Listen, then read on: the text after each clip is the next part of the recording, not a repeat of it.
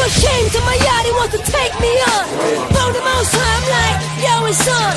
Devil's in my face, Pop, don't be long. All you need is spice and soul. Have no fear, my son, my kingdom you know. 400 years, no knowledge of your home. Now is your chance to reclaim your throne. Okay, Pop, yeah, no doubt. A bunch of bad ones are taking him out. But he reckons I got weapons, what's he talking about? I don't like the way the devil's running his mouth. Now watch that, it's just an excuse. See, they don't like you, son, cause you tell the truth. Hey, yo, Pop, United Nations turned up. They wanna search my yard till I them up. Nah, son, you leave them to me. Now you deal with that caution, call it power fastly. I got fire for the bad side for those who oppose me. Hurricane, tornadoes, earthquakes, you'll see. Exodus, the devil we no like. So we left from Rome upon the star line. Sir Marcus Garvey upon my mind. So we look upon the black star line. Exodus, the devil we no like. So we left from Rome upon the star line. Sir Marcus Garvey upon my mind. So we look upon the black star line.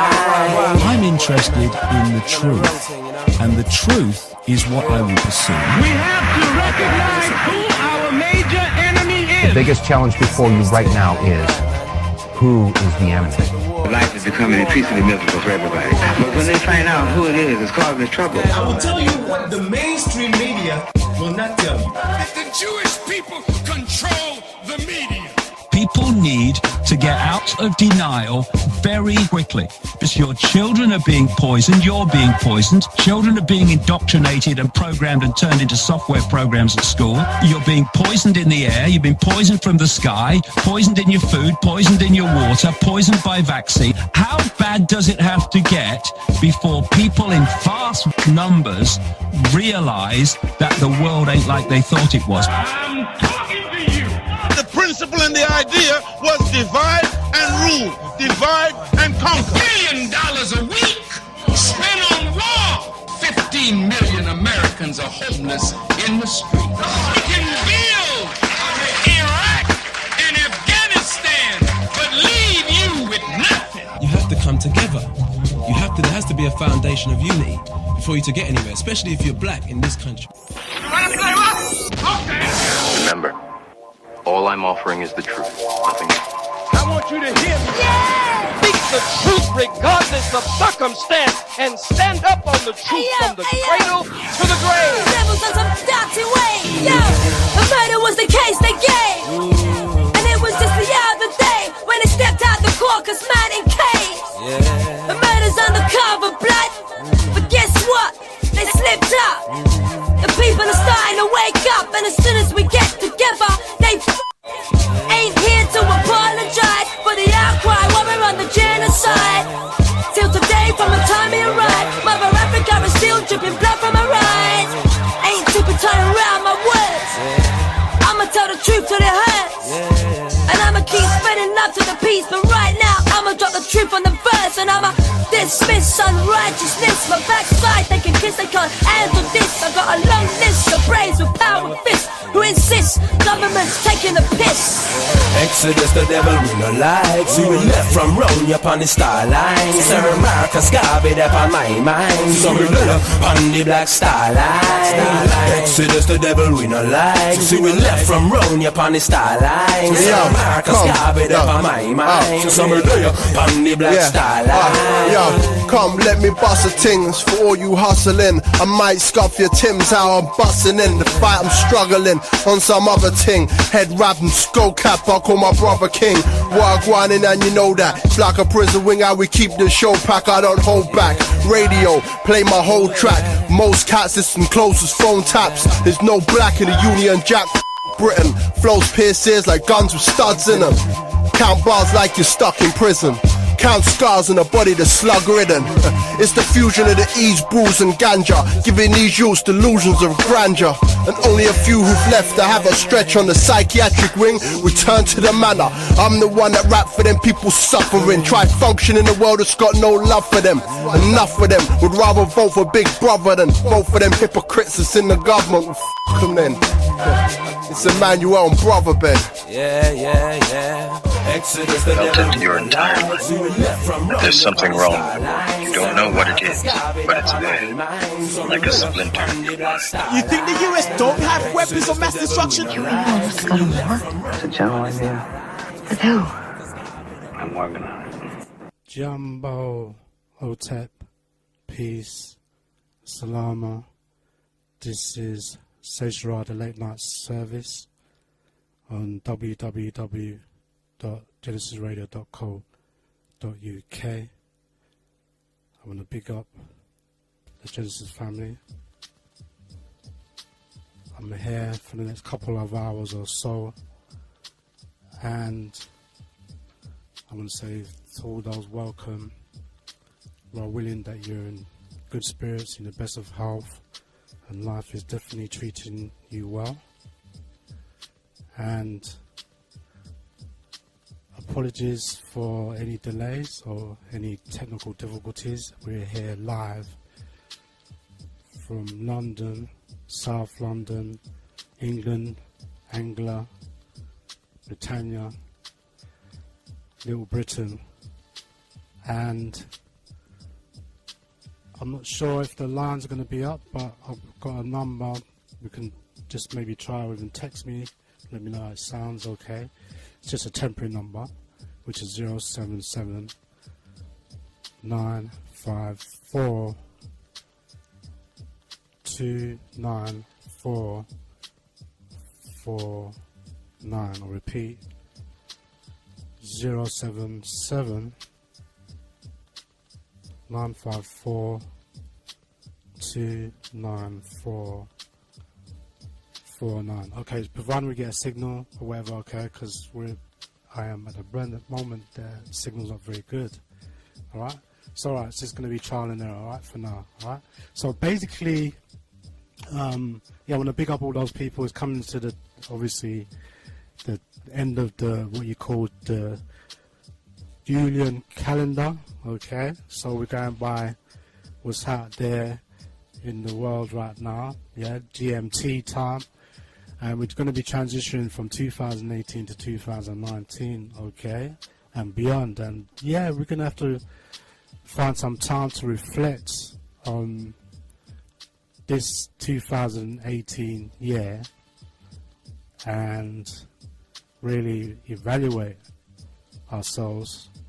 And when I say ourselves, what we're talking about, we're looking at ourselves primarily around our African ancestry, African origins, our African descendants, our old African way of being as black people, melanated people, highly melanated people, you know, whatever you want to call yourselves out there, because obviously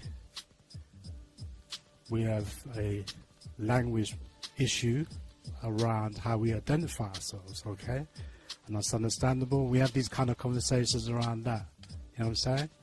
But yeah, we're talking about looking at ourselves perspectively from a black African perception view and how we see reality in today's world, okay? And it's always good for us to reflect on ourselves and who we are, the things that we're doing and the things that we need to be doing, and always trying to find ways to push the message to kind of inspire people, to encourage people, to find ways to reach out to our people, a way of how we need to be working collectively, right?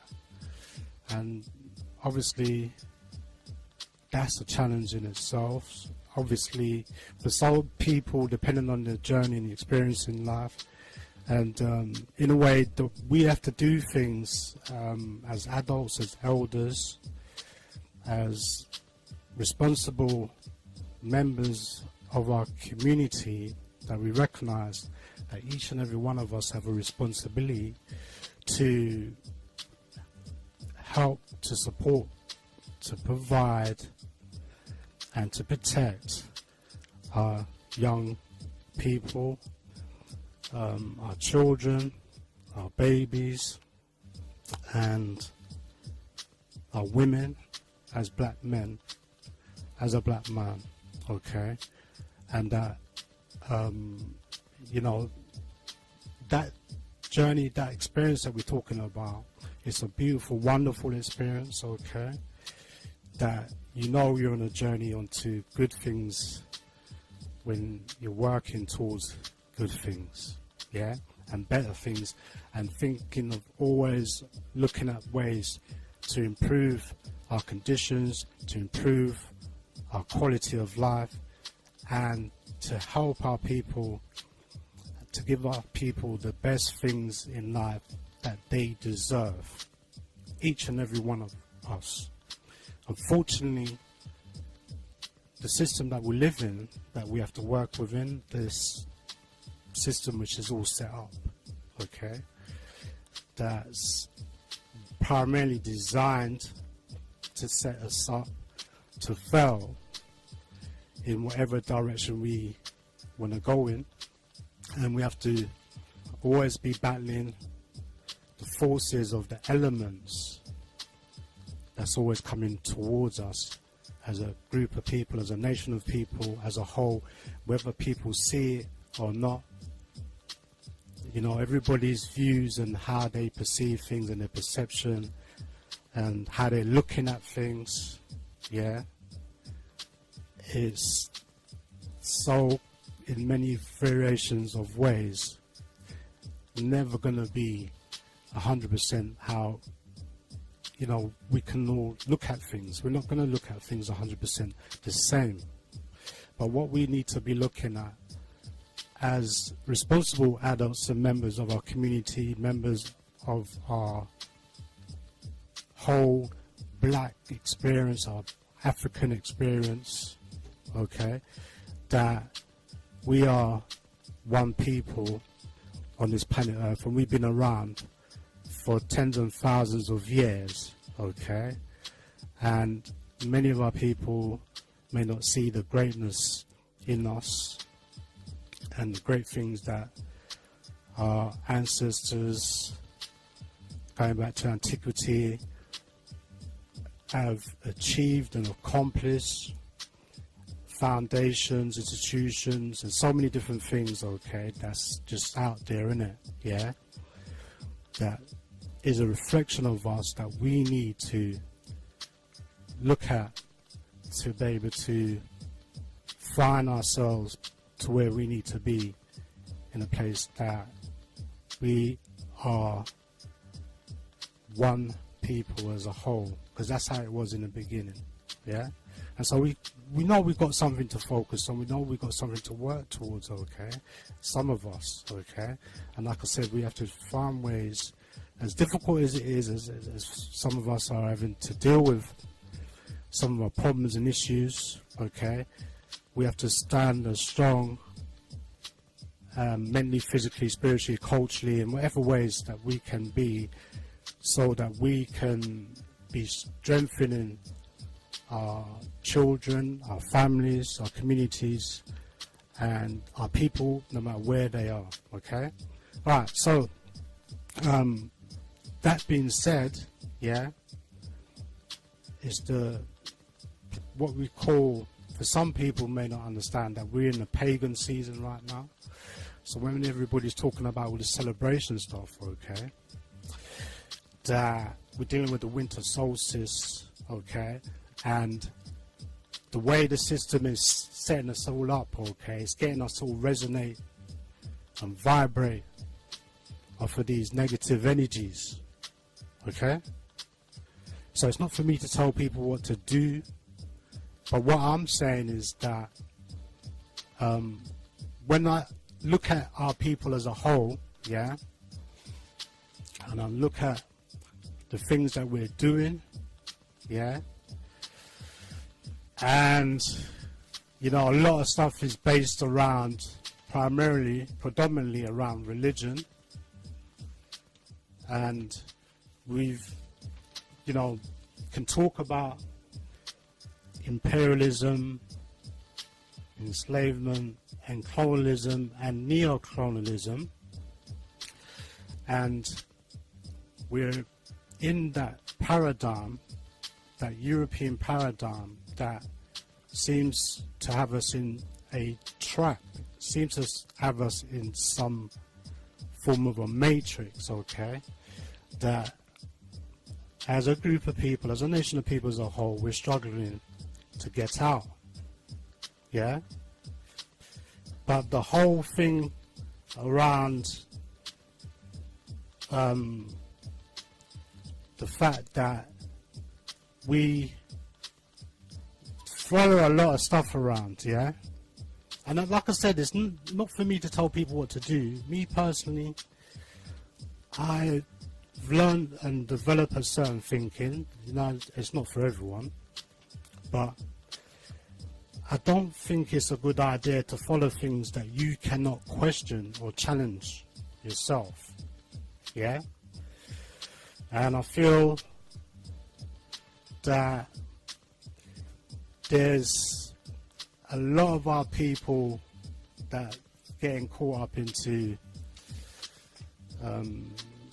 these different religions, yeah, that, yeah, we're gonna get caught up in that, yeah, and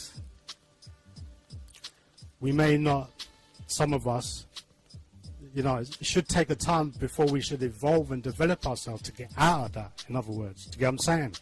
And I want to see that happening, or it's happened in any shape or form, or any great sort of major changes in that way. In fact, I think our people have become even more religious.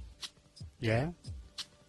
So, if we talk about the Great Divide, okay, I'm going to talk about, and just to be quite blunt, I will be continuing to talk about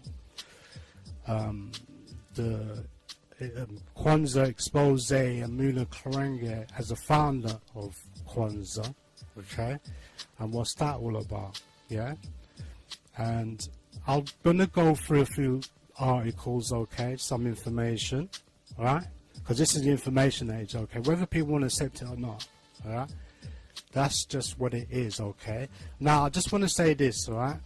Because I don't want people to get, take things in the wrong context. I'm not here to lambast or to, you know, I haven't got somebody's, you know, ideologies, yeah, like Kwanzaa. I'm not having a go at Kwanzaa, yeah, in a way, alright? And I'm not trying to demeanor, belittle, patronize, or, you know, sound really like I'm really being divisive, yeah? And, you know, I'm a troublemaker or anything like that. Do you get what I'm saying? Why am I always talking about this? Now, I just want to put things into context. I've been talking about this, like, just like everybody's been doing at Kwanzaa, all those Kwanzaa heights, okay, out there.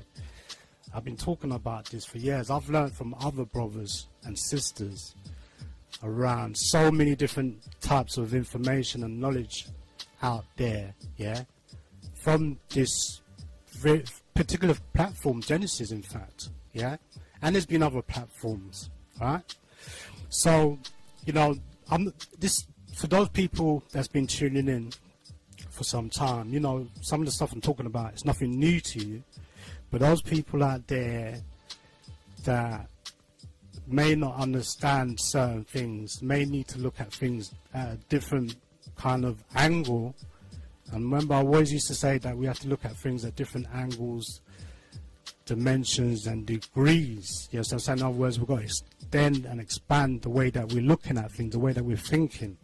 So we've got to broaden our mind. You know, the mind is infinite in the way that we need to be able to advance the way that we need to think. We need to think on some higher levels, yeah? And then people's been talking about this for years, you know what I'm saying, all this spiritual highness, you know what I'm saying, and that's wonderful, yeah? But I think there's a lot of hot rhetoric going on out there. A lot of people like to use a language, or a certain type of language, and, you know, persuade people, oh, this is it, this is the you know, this is the magic bullet, or the golden bullet, so to speak. This is what it is, yeah, this is what we need to be doing and focus on. But what I see is, what happens is, I think we focus on a lot of stuff, okay, that is negative. It's just not going to move us forward enough, you know, and you know, we've done all these things. I'm saying that we need to evolve from all the things that we've been doing and have done, yeah. So we have to have a fresh approach. We have to look at new ways of looking at things and new ways of doing things, you know what I'm saying? We have to challenge some of the things that we have to do, yeah? I'm not saying that, because the thing is, yeah, we don't have to, like, compromise our position when we're doing things. That's definitely one of the things that we should not have to do, yeah?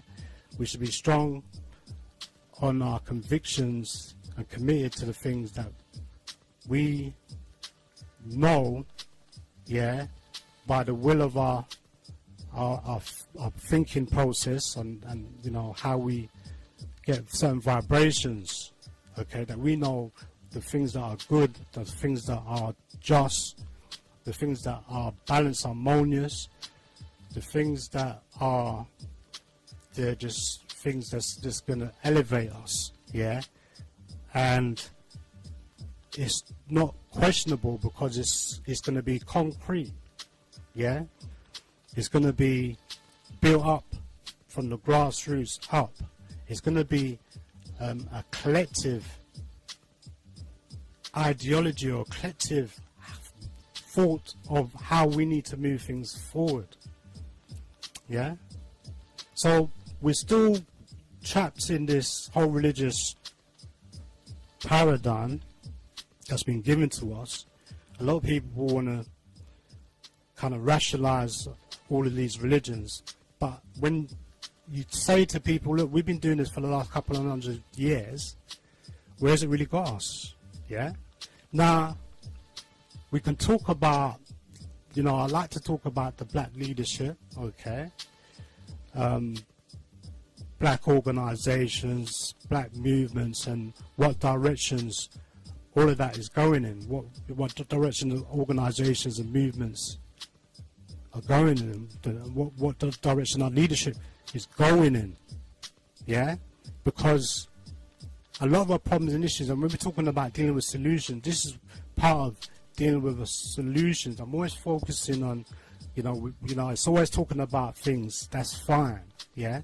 But we always need to look at the solution. Now, if we know that we got a problem over there with our leadership, yeah, and we all admit it, we have to admit this, yeah, and we admit that we have a problem with our leadership. What is the problem? Why are we having a problem with our leadership?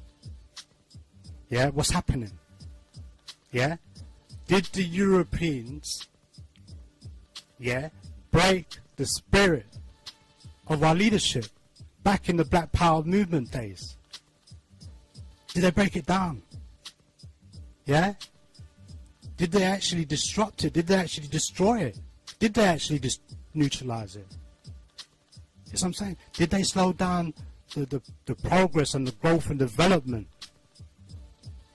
What was going on out there? Yeah? And now we could talk about what's going on in the States, okay? And we could talk about, you know, what's going on here in England, in Europe, parts of Europe, wherever we are in Europe, France, Spain, Italy, Germany, Belgium. You know, I want to big up all our European brothers and sisters out there. All right? And then we could talk about the Caribbean, where a lot of us have families, yeah, who migrated here, as you know, the Windrush story, which helped to build up, to serve and to clean this country after World War II. That's our story, yeah? And so a lot of the younger generation may not realize some of the stuff that I'm talking about, and maybe they might think, what's the relevance of it? What is the point of all this conversation that we're having about leadership, black organizations, movements and directions? Because that is the major problem. And so once you get to see that, you're going to be looking at solutions. Yeah? And so what kind of solutions do we need to have when we're talking about that? Yeah? what I'm saying? And the only way we're going to be able to actually be honest with ourselves is to critique the leadership that we have right now, the leadership that we've had in the past. Yeah, we've got good leadership, we've got bad leadership, we've got rogue leadership, we've got dictator leadership, we've got a long list of different types of forms of character, personality type of leadership. There is not one type of uniform leadership. It's like we've got Pan-Africanists, we've got the African-centered, African conscious, the black nationalist, yeah, and we're going to get into understanding that there's a difference between black nationalists and Pan-Africanists. And when did Kwanzaa become Pan-Africanist? When it was originally nationalist. Okay, so are the nationalists, black nationalist groups, and the Pan-Africanist group, and the African-centered groups, and various individuals within all of that, which are the ones that have the knowledge. I'm talking about these ones are meant to have the knowledge. These are the ones meant to be the spearheads, yeah, leading the charge, standing at the front on the battlefield. You know what I'm saying? Yeah? Fighting for freeing and liberating the rights of our people, no matter where they are. Butterfield said the Black Power movement has become the civil rights movement. The civil rights movement has been compromised because those people that didn't survive it, who lost their lives, many people who lost their lives, in fact, in that battle, right? Sometimes maybe we forget about those people. We forget about those people. And then the people that we have here in place right now, that's been left behind, what you call the dregs. Every leader, I've been saying this for a little while, a lot of these leaders, but then you would not say that you would imagine that the main grassroots movements within the Pan-Africanist, within the African-centered, African-conscious, black nationalists, right? Talking about culture as the one unifying factor, the common denominator. Where's it all gone? So did they succeed? Are we living a pipe dream? Are we living in the past? Are we living off other people's reputations? Yeah? So now, we not only got that going on, we also got the black Christian groups. We've got the black Muslim groups. We've got the black Hebrew Israelite groups. We've got the black African Rasta groups. Movements, organizations, associations and foundations. And various groups within that. Not forgetting, we've got a political group, we've got an economical group. Okay? And then we will go with the one thing that a lot of people are kind of, I would say, is, not seeing what's happening there, yeah? That we may miss this. This goes under the radar in some ways, yeah? Is we have a class structure within our black group, within our African group, within our origins, our ancestry. We have a class group. But then, when I say we have a class group, I'm not saying that that's what it was thousands of years ago. I'm talking about what's happening right now, the class group that we have in place right now, within our own people, which we didn't have. You see what I'm saying? If we're talking about the whole story, and that's been fed into our children now, by the system, by the media, by TV, videos, and films, and all of this stuff, okay, and documentaries and drama series, and all of that stuff, okay, which they're rehashing every generation. They rehash all of this stuff to incite and to experiment, basically, to stir our emotions and our thoughts processes. That's going into our children, yeah. And that's been going on from generation to generation to generation. Alright? So we are seeing that within these various divisions and different fragments that we find ourselves in, okay, that we have different ideological, philosophical, spiritual theories and ways of means of doing things, yeah. And then some of these things have been conceptualized over a period of time, yeah, through the way that we're developing and evolving ourselves. Yeah, some things have become institutionalized, yeah. But when I talk about things like in what's going on with our brothers and sisters in the United States of America, I look at that as a mirror reflection of ourselves. Because at any point in time, we could have been in the United States of America. Just that so happens that, you know, after World War II, we migrated here because they wouldn't let our people into the United States of America. They shut the borders off. You see what I'm saying? There's a limit as how much they want you in their country. You see what I'm saying? So that gave way to push. Remember, migration is something that they manipulate. It's going on right now. Manipulation of migration, immigration, also asylum seekers and refugees, and all of that stuff, okay, whoever controls that is manipulating that. That's what's happening, yeah? But going back to what I'm saying about why we need to look at leadership, organizations, movements, and the way that direction that we're going in. I see so many things going on now, like we're just all over the place.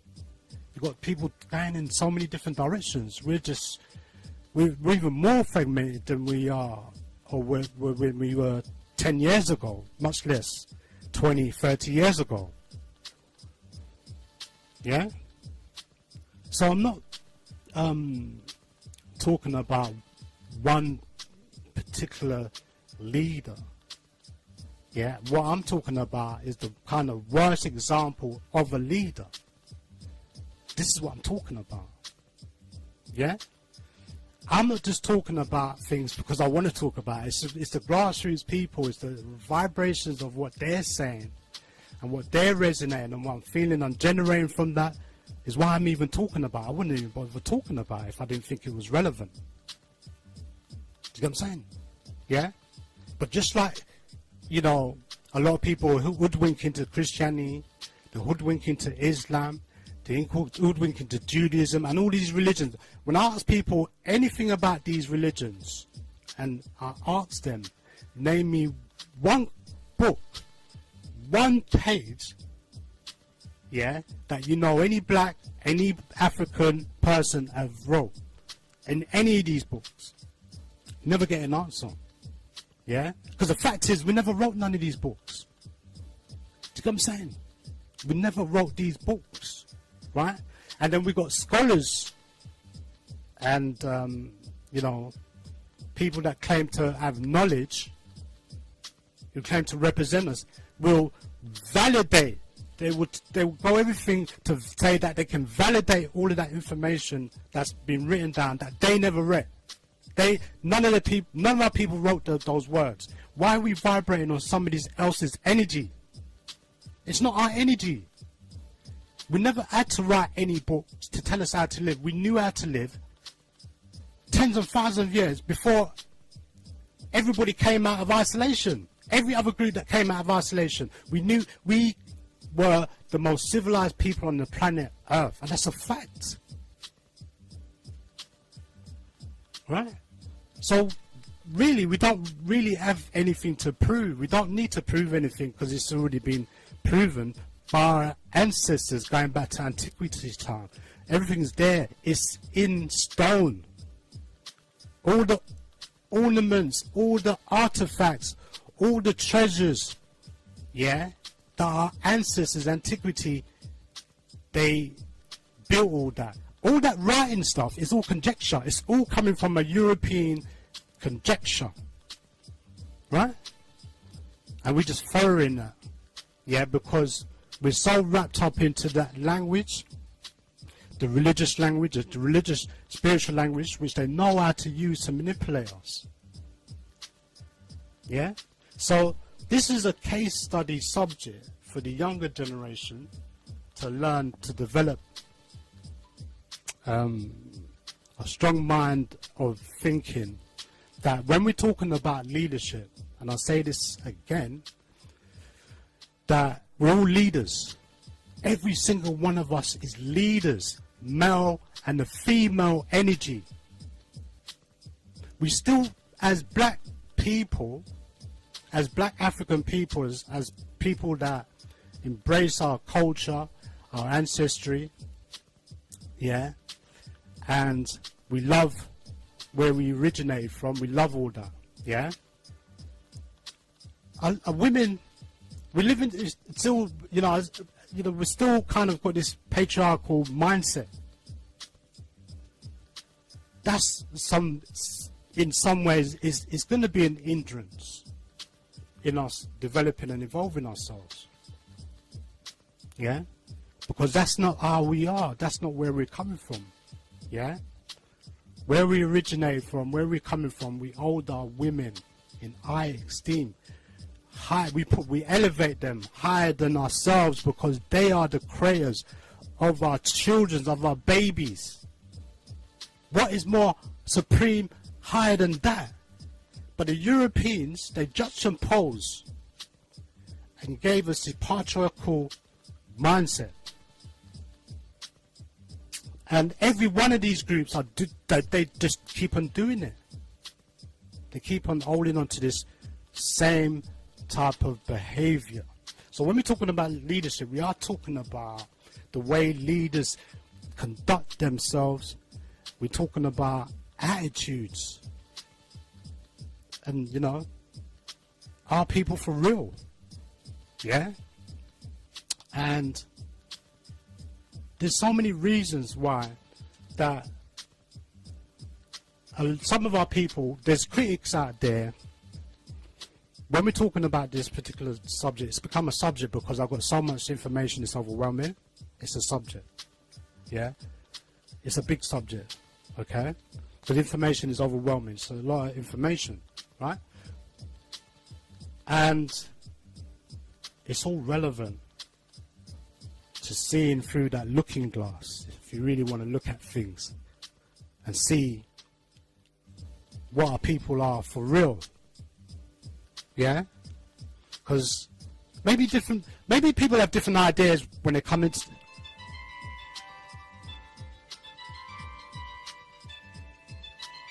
Hold on.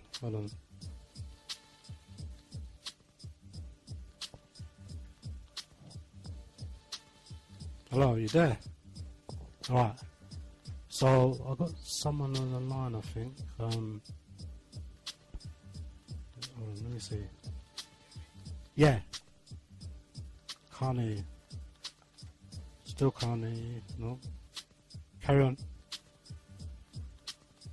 No, Carney.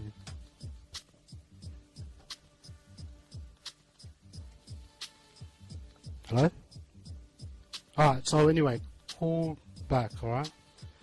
Alright, so, as I was saying now, yeah? Telephone numbers, just to let you know. Send me a text, alright? Just in case, yeah? 077 954 29449, alright? Alright, it's a new number, so just a temporary number, okay? Just see if I can even get some contact with the outside world, you know what I'm saying? So anyway, so people know how I'm signed, because I have no idea how I signed, alright? So, like everybody else, like the, you know, the blind man, I need guidance, yeah? Like, we need to learn how to develop quality when we're talking about things, right? So anyway, going back to what I was saying, yeah? Yeah? I'm going to go through these articles, okay? I'm not, like I said, going back to the critiquing thing, yeah? Criticizing, yeah? There's a lot of people that, when they learn a bit more about Kwanzaa from a different perspective, okay? I mean, there's different ways to look at things all the time, right? But it depends where you are.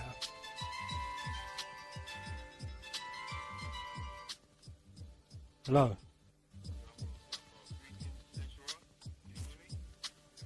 No, I can't. Hold on.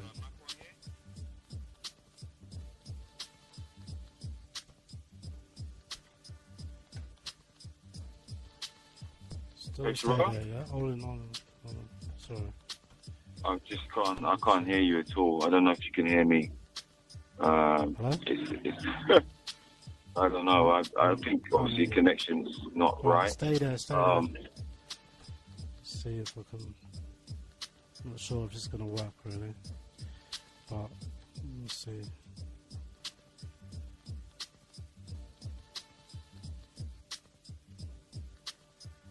Can't hear you. Just keep on talking. Let me just keep on talking just in case, right? No, you've gone. Alright, so just send me a text anyway, yeah? Let me see if it's working. Let me see if I've got the text line on.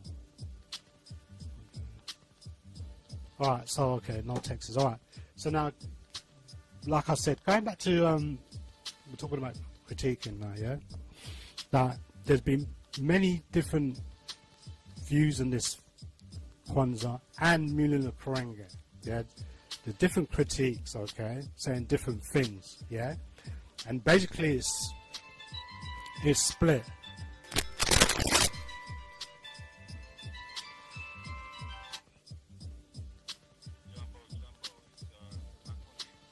Hold on. Keep on talking.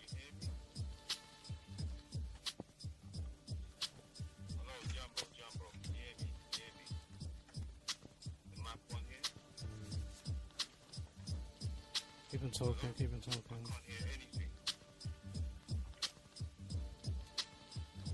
Right. It's not working. Doesn't seem to. Hold on. Keep on talking. Yeah, it's not a very good signal. In fact, it's sounding a bit distorted. Like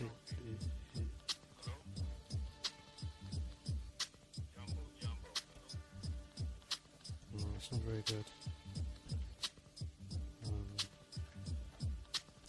Don't think it's gonna work.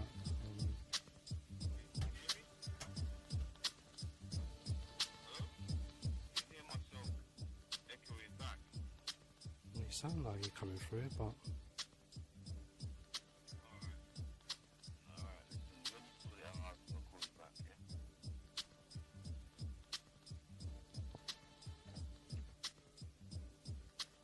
alright, so apologies. Okay, so that's not working for some reason. Alright, so look, like I said, just send me a text on 07795429449.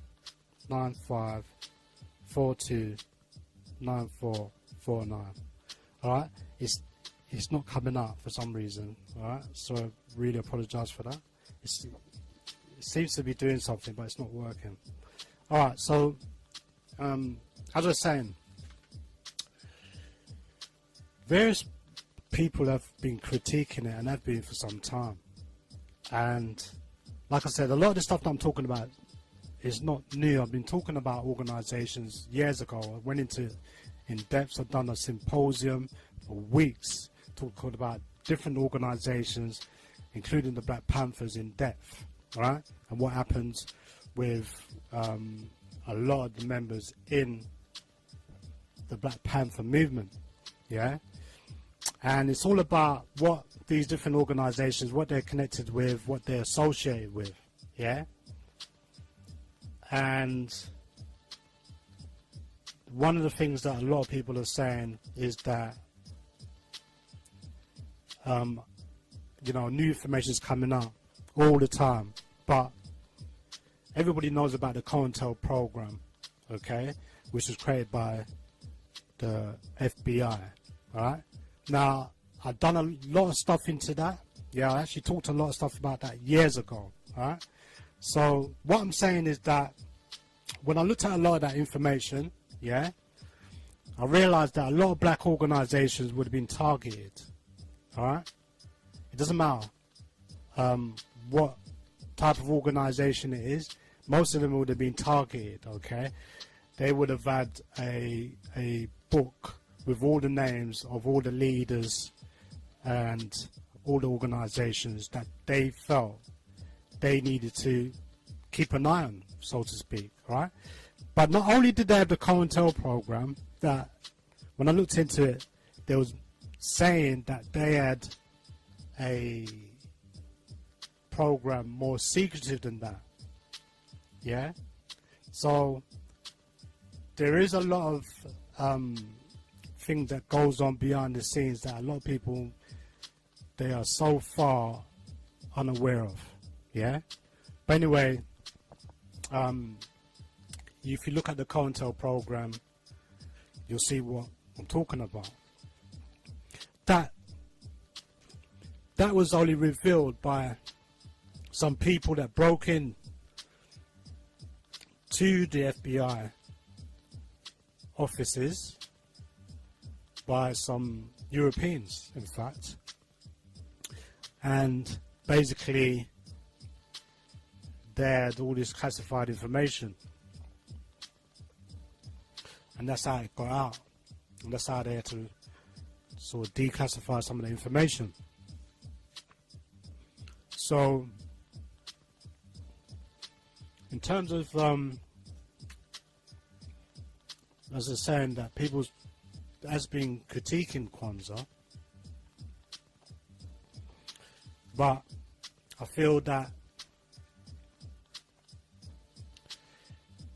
there's a lot of issues that we're dealing with here, unresolved issues that's been dealt with, that needs to be dealt with over there. And you think, well, why are we worrying about that, Ancestral? That's none of our business, right? But some of our people here follow Kwanzaa, and maybe there's nothing wrong with that, because for some it ticks certain types of boxes, yeah? And in fact, when I used to talk about it with my own people, and for those people that follow Kwanzaa, or they're indoctrinated into it, or they think it's a good thing,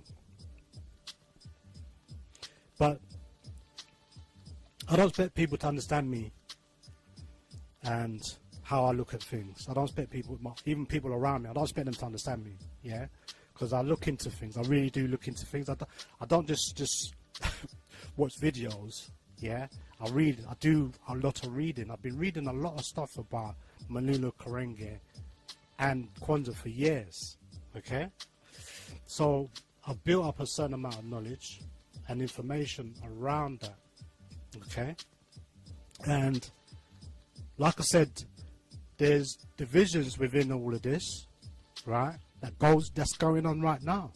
People can try and pretend as much as they want, and generally that's what they're doing. There's a lot of pretense going on out there within the Pan-Africanist, African-centered, African-conscious, and nationalist groups and organizations that's meant to be protecting our people. The problem, I feel, is that why I'm even having to talk about it is because we're not actually dealing with the solutions. the real issues that's out there, the big issues that's out there. Yeah, there's a long list of issues. When I look at Black America, for example, right, and I think that on a reflection that maybe we feel that we have a mindset, we think that we need to have a mindset that we have to look up to Black America.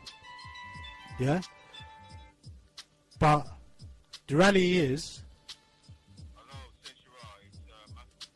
that Black America has got its own problems. Yeah, having to deal with, okay, and that they got a lot of repairing unresolved issues, and they need to refocus themselves, okay. You know, things to me look like they're deteriorating. So what I'm saying is that the whole thing to do with the civil rights movement and some of the things that we get caught up with, even over here, okay, because we have a lot of influence with the United States of America being a Western country, yeah, and being that America and England have a relationship that's like brothers and sisters, because you know, the history is that, you know, the invaders came from Europe, and primarily the British and the French, you know, predominantly the main ones that went into America and took over America. Yeah, that's the American history that we're talking about there. Yeah, but we have our own story here. So what I'm saying is that we kind of like have families in America. We have a connection with America in different ways. Yeah, with our people there, whether they're in South America, North or Central America. Yeah, the whole of America, we have a relationship. Okay, in fact, some of the brothers out there are going on to saying, even, you know, reclaiming their heritage in America, saying that they've always been there and they're the indigenous people there. Okay, and that's fine. They have a right to do that. Yeah, but at the present moment, the situation is that Black America's in. They're stateless, just like us. We're here. We're stateless. Yeah, they can move us out and move us in and out and move our people how they want, migrate, immigrate, whatever. Yeah, so I'm saying how they want. Yeah, put us in detention centers and all of this stuff. Okay, like we're prisoners. All right, when we're really free people. All right, we've been free people before. You know what I'm saying? This whole setup came into being, and so we have to be, you know, we're not allowed to go places without permission. Yeah. So in other words, we need people give us permission to do certain things. Yeah. So going back to now, talking about this whole thing to do with this particular subject. Yeah. And I'm gonna talk about a couple articles. And I've got a couple of videos and whatever, yeah? Whatever it takes to give you information, that's what it is, yeah? So, one of the things is that I'm looking at is that it's happening right now, even with Kwanzaa, that the corporate entities have become to popularize it, and they're monopolizing it, so they begin the process have been for some time to capitalize on it. And you have to ask the question, who really is benefiting from that? Yeah? And I think we just got to change the way that we do things and the way that we allow people to do certain things. I think they can do certain things and get away with it. Like I said, there's no accountability in this community. Yeah? A lot of people talk about it, but don't apply it. A lot of people talk about principles. I can make principles up any day. What are you talking about? Yeah? And, you know, people are not really like, in America, for example, they may put on these, you know, African sensibilities and African persona for 7 days, and then they go back to being Black American again. Black nationalists. The black Americans are the most black nationalists. They're the most nationalist. When I say black America, that's all they're interested in. They're not interested in anywhere else. You see what I'm saying? Yeah? So I'm not saying all of them. I'm generalizing. I'm not making this broad statement like everybody's like that. I'm generalizing. Yeah? But what I'm saying is that, you know, we got all these black churches, yeah? And our people are suffering. Yeah? So in Western culture, right? Who are we imitating? We're imitating people, innit? Yeah? And I think we need to have our own sovereign, autonomous, total self-interdependence way of being, yeah? And that all of those groups out there, they're not really, not all of them, but I'm saying a lot of these groups out there, they're not actually fighting for that no more. They're not actually talking about that. You know what I'm saying? Yeah? And I feel it's down to the leadership that we have, right, that's become comfortable. Like the Huxtables. You know what I'm saying? Yeah? The Crosbys.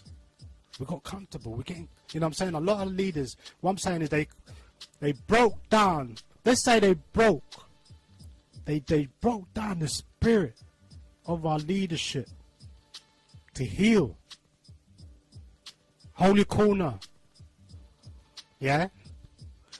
And what you find is that a lot of our leaders, unfortunately, I've got to say it, but some of our leaders are agents or agent provocateurs, yeah, informers. We've got like double agents. We've got people who are spying, yeah, for the establishment. We've got people who are in fraternities, boys' clubs, secret societies, who are black masons. You see what I'm saying? So now I'm just adding another addition to the division of the divisions that we have. You get what I'm saying? Yeah? And, you know, I'm going to go into that. Yeah? That side of it. The side that a lot of people are not talking about. And see all these different types of leadership, because one thing I learned is that the Europeans learned how to create a class structure within the black community. They know how to pluck our heartstrings, you know what I'm saying, and stuff like that. So they give us a lot of stuff. So you look at what's going on in America now, black America. They've been given things like Black History Month in February, right? So now they monopolize on that. They're popularizing it, they're monopolizing it. Then eventually they're going to capitalize on it. Because once it goes into the mainstream, that's what's going to happen. Because why? I'll tell you why. It's not controlled by people. You get what I'm saying? We're not controlling that. It doesn't matter how much we want to put black into schools or into the institutions or whatever and blah, blah, blah. If we're not controlling it, it really means nothing. You get what I'm saying? Because what it becomes diluted and watered down. You get what I'm saying? Yeah? And that the people that's actually using it, yeah, are actually abusing it and exploiting it for their own beneficial interests. And this is what happens time and time again. So they've been given Black History Month. Let's look at Black America for a minute. All this celebration stuff, right? Let's look at everything that the Europeans are giving you, things for you. They're dictating, oh, you need to focus on that, innit? Right? So they give you Black History Month. They give you Martin Luther King Day. Don't get me wrong, right? You know, every time we make a move to fight for our rights and all, you know, make a step forward, yeah, the Europeans just throw a few crumbs on the table, innit? All that. That will keep you pacified for a little while, innit? So basically they broke the yoke of the leadership during the 60s and 70s, the Black Power movement. Any movement out there is getting distressed. Simple as that. It's plain as that. They're putting investing money in that. Like I said, they're putting agents, black agents in there. Remember the first black agent? Spider Marcus Garvey. Yeah, James Wormley. Yeah? Remember? So yeah, the first black man to work for the FBI, James Wormley Jones. Yeah? Yes, I'm saying, right? And this was around very early, yeah? So I'm saying that from very early we had agents, you know, spying on our people before Marcus Garvey's UNIA and the Ireland Relations period or days. Yes, I'm saying, yeah? I mean, you can't beat these people for them past masters when it comes to spying. Past masters. In war, yeah? Remember, you can study everything in warism, right? And you can learn a lot very quickly about how this system operates and functions if you just study war, one subject, right? Because that one subject encompasses everything, innit? Race, class, and sex. Yeah, it encompasses all of these things, different things, innit? Yeah? But so, yeah, we've been infiltrated from different angles in different ways, yeah? And they've pacified a lot of our people, a lot of our leaders, the ones that's been left, especially. Okay? So when I'm talking about things, you know, I'm not here to take things personal. It's not a personal thing. This is a thing that's for the grassroots people, for our people. If you think it's divisive, well, that's how you think, innit? If you think whatever you want to think, that's how you're going to think. I can't stop you from how you're thinking, innit? Yeah? Whatever you want to think. I'm doing what I feel that I need to do. I think I know I need to do. Yeah? And it's all part of understanding, like I said. It's all leadership. Yeah? Now, you're going to get different creeds from different perspectives, alright? I'm going to give you, yeah, it's not from me, just me alone, right? But what I'm saying is that, why is it so hush-hush? When you say to people, oh, you need to look into this or look into that, people just want to ridicule you or, like, kind of patronize you. What are you talking about, Seishua? Who are you? Yeah? Who are you? Who are you to talk about so-and-so or so? I don't really, you know, to tell the truth, I don't really talk about a lot of people. Yeah? But then, you got to talk, you know, it's like, a lot of people say, oh, don't air your dirty linen in public. Right? This is some old time saying to shut you down. There's a lot of people that try to find ways to shut you down. Yeah? When it hasn't been resolved. How can you tell people to not say anything or talk about certain things when it hasn't been resolved? When it's resolved, that's when people stop talking about things. That's how it's been resolved. But as long as this thing will always be tainted and it will always go on and on and on like a scratch record. You cannot. It's like a stain. Yeah, something that's been tarnished. It's never ever gonna go away.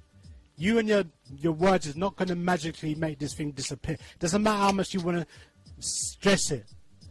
It's not gonna disappear, right? Because the information is out there in the ether. But a lot of people can't see that. And that's where I come in. Yeah? So we're talking about the good examples over bad examples. Because there's a lot of good people out there, yeah, that have done really good things that deserve to be exalted. Right? For the little or great work that they've done. But there's a difference, and we need to differentiate and distinguish the difference between somebody that's doing good and somebody that's doing bad and good and bad. There's the consistency, or there's a lack of continuity, and then you've got some of our people, some of our leaders are psychotic. Some of our leaders are crazy as hell. You know what I'm saying? Yeah? We've got to look at all of these things. We've got leaders who are getting on in life, who are battle fatigued. They're not fit for purpose. What are you talking about? There are leaders out there, they're a disgrace to the own race, to the black race. You know that. There's people out there, yeah, that claim to represent us. Yeah? You know, they don't deserve certain things, innit? Yeah? Unless you earn it. Yeah? You see, the thing is, we've got to deal with solutions. And one of the things is that we've got to be looking at is recommendations. But if we don't have structures in place to hold people to account, right? That is balance. Whether you want to talk about my heart, yeah? Or all of these different principles. Principles don't mean nothing with the mindsets of our people right now. It don't mean nothing. The mindset, what are you talking about? We've got to get real. You got a lot of people talking all this fantasy stuff, man, about, oh, we're going to heal and all of this stuff, and it's all about spirituality and all this. You know what I'm saying? You're binding yourself up in some language, okay, to express a certain thing, yeah, that is fantasy. Do you know what I'm saying? And that make you feel good. But what is the reality? Look around us. Look what's happening to our people. The Black Panthers was all about self-defense, because they saw that our people needed protecting from these Europeans that were going around and literally, physically assaulting our people.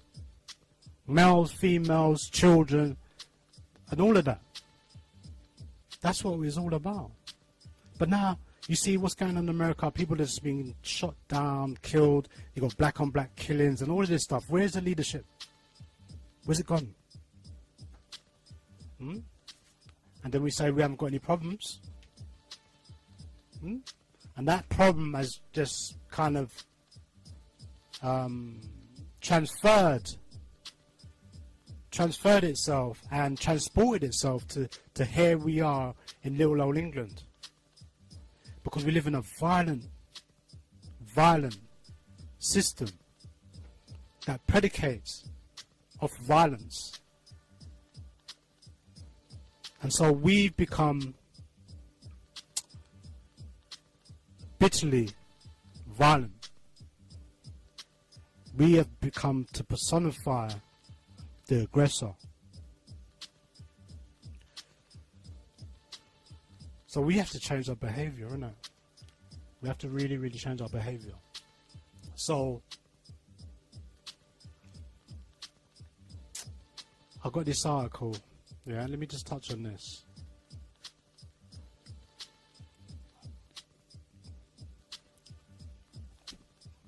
This one's interesting. I mean, I've got so many, yeah?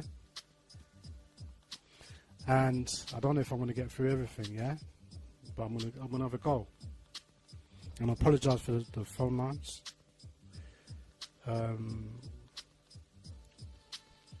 Now, there's a lot of things, when you read into a lot of things, okay, you have to read between the lines, okay? I'm not saying everybody that's talking about things, that everything is 100% fact. But we need to deal with the facts. We need to look at the facts that's there, innit, in front of us, right? Then it's like me, I'm just informing you. I'm not telling you, I'm informing you. You make your own informed decision about how you want to weigh things up.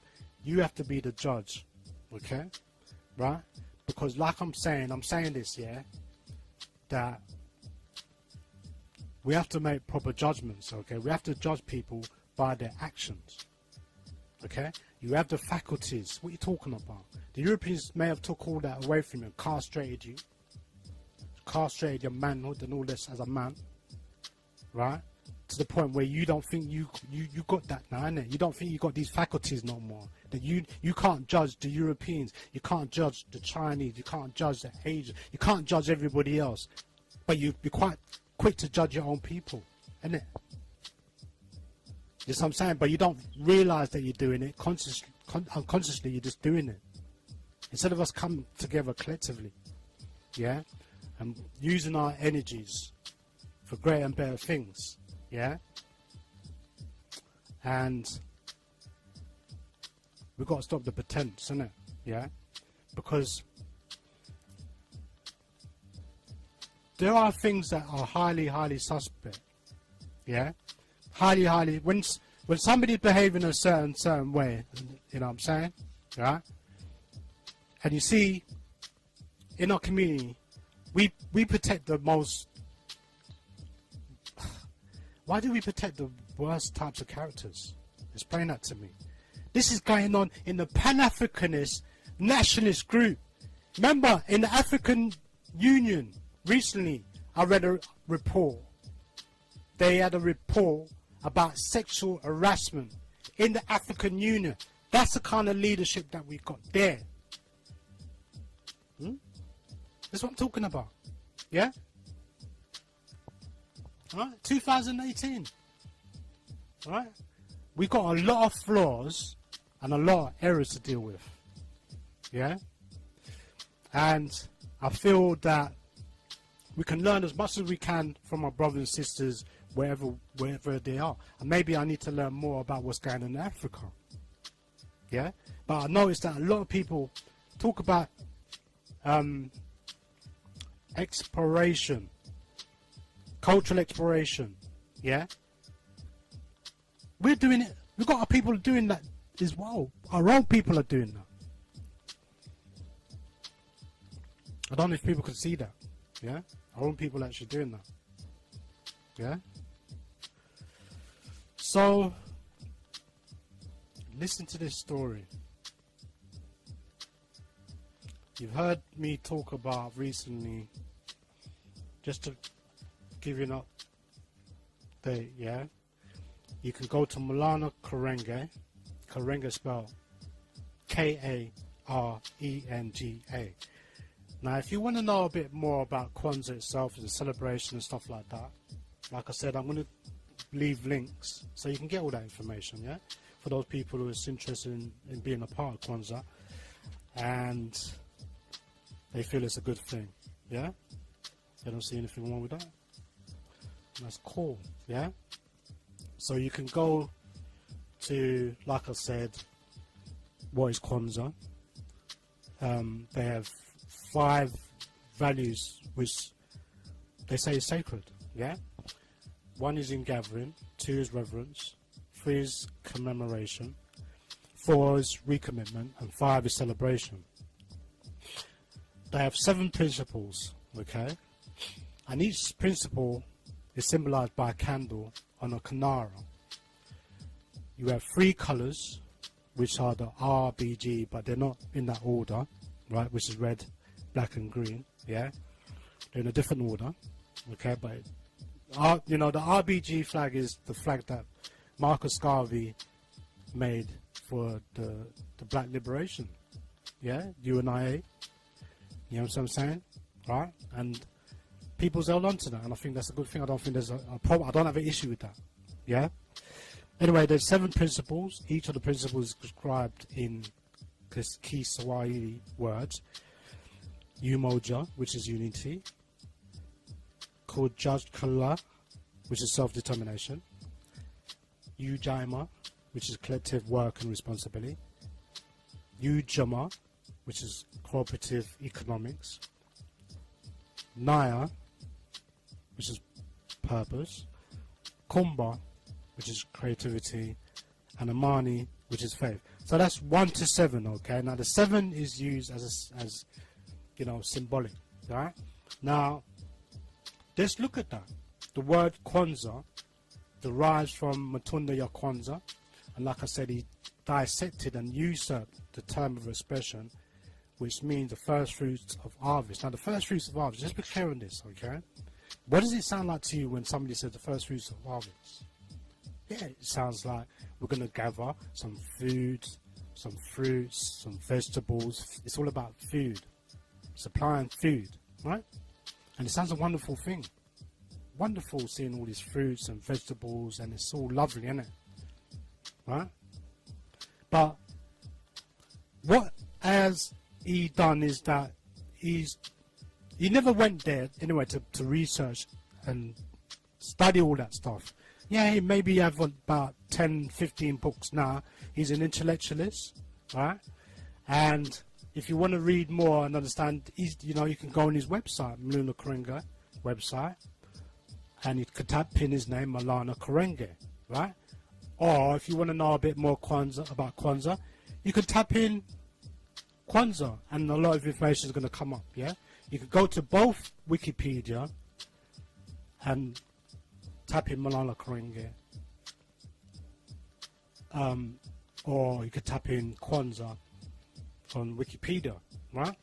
So now, the whole thing around that every day you light a candle, the black candle which goes in the middle, right? And I told you what it represents, yeah? Symbolically, the red candles represent blood, the green candle represents earth, life and future, and the black represents African people, alright? And by lighting the candle, you're meant to reflect and reminisce and stuff like that, yeah? It's meant to be a cultural celebration to honor African American roots, ancestors, and it's a reminder of this being a special time of the year. Alright? So they give you the language in Kiswahili. Mainly it's about, about 30 words, in Kiswahili that you're probably going to learn in Untold, right? But they give you all the symbolic stuff that goes with the Kwanzaa, the tables laid out, and basically you will have a mat, you'll have the candle holder, which is a kanara, you'll have corn, which is not indigenous to Africa, as you know, and it's questionable why would you pick corn. I remember corn is GM as well, isn't it? A lot of the times in America, I think 80% of the GM food from corn foods is coming from there, yeah? But anyway, they talk about gifts. All of this stuff you can get in Kiswahili. Crops is maza, mat is mekika, the kanaro is the candle holder, the muhundi is the corn, the gifts is zawadi, and there's a unity cup, okay? Now the gifts, all these things are questionable, okay? Because if you're talking about gifts, and if we go back to talking about some of the principles, right, for example, okay, they're questionable. Anybody can make principles up. I can make a long list of principles up. I could say number one principle, okay, is respect your brother and sister. Yeah? Your mother and father. You know what I'm saying? Yeah? So what I'm saying is that it's not hard to make principles up. What's scientifically hard about that? You know what I'm saying? Yeah? There's no science in that. Yeah? And basically, when I look at it, personally, it really doesn't have a lot of substance. It might mean that you're going to connect to your ancestral roots and all of that. That's fine, but there's many different ways you can connect to your ancestral roots. Okay? Right? Alright. So when they talk about creativity, yeah, that's fantastic. And purpose, yeah, that's fantastic. Cooperative economic, yeah, fantastic. But, these are just words, isn't it? Yeah? That's not being applied. Yeah? And it may mean something, but there's other words that need to gel together. You can't just put a bunch of words and say, oh, this is all it is. That's what it is. And that's what it's all about. Doesn't really make sense. Yeah? Unity. I stopped talking about unity. It's a joke. We're talking about. What unity? All I see is pure disunity. I've read out a long list of organizations, yeah, and groups and movements, yeah, that's fragmented all over the place. They've got different ideologies, different philosophical ideas, yeah. You know what I'm saying? Yeah? They have a different psyche around things, yeah? A lot of them base their stuff on religion. 90% all of this stuff is religion. There's a lot of stuff. If I was to talk about religion, yeah, which I used to, I'd alienate 90% of my people. I'd be just alienating. I've just alienated them because I'm just critiquing their religion, right? And so Kwanzaa has become like an occult. Yeah? It's coming like a cult because why? Why? It's not coming from the heart, is it? It's of the grassroots people. Yeah? It's coming from one individual, right? That, as far as I'm concerned, doesn't have the credibility to be able to say to a group of people, even in America alone, right, without due process, without consultation, right, without actually talking to a few leaders, you know what I'm saying? Oh, I'm just going to come up with something, innit? Yeah, I'm going to give to our black people, yeah, and they're going to love it, right? You see what I'm saying? But it's not, you know what I'm saying? I'm not saying that we can't introduce things into people and say to people, well, they can't do certain things, yeah? But is it a selfish way of thinking or being when you alone are saying that you create something for black people, yeah, based on something that's cultural? What are you talking about, yeah? If you want something, you go to where it's happening, where it's which is Africa, yeah? Why didn't you go there and take what's already there? You've got people saying, oh, why reinvent the wheel, say Sharon? Why reinvent the wheel when you can go there and go for the authentic, what's already there? You just come up, make up some jumble mumble stuff, okay, right? Not being properly thought out, not being properly researched. Ask 1,000,001 questions, yeah? Even here, I was saying, oh, when did Kwanzaa get here? How did it get here? And who brought it here? Don't get any answer, right? So I'm saying, yeah? But then the Pan-African is saying, there's some Pan-Africanists, not all of them. Some Pan-Africanists are saying that, in fact, when did somebody say that it was a Pan-Africanist holiday? When did Pan-Africans get into the vocabulary of people saying that? Because it's a black nationalist organization that created. They weren't like, all right, they was embracing African, you know, elements. I'm not saying that. There's, you know, yeah, but they didn't say that there was Pan-Africanists. They didn't say there was Pan-Africanists. So is there a difference between Pan-Africanism and nationalism? Because I think there is. Because a lot of people talk about Africa, especially them black Americans, and they never go there. And if they do, they never do anything. Just what I'm saying. They've been talking about Africa for decades. Right? But they're quite happy to use the language African American. It's only when Black Panther came out that some of them said, oh, you know what? I need to go and check out Africa. It needed a... and then with people saying, oh, it's a black film. No, it's not a black film. Once it's been financed, yeah, and the energy that's gone into it, right? Yeah. Of course they're using black people, innit? Right? And black people might be thinking, oh, yeah, we're just going to jump on this ride, innit? But at the end of the day, it's not a black thing, is it? Even if it's all black actors and actresses, yeah?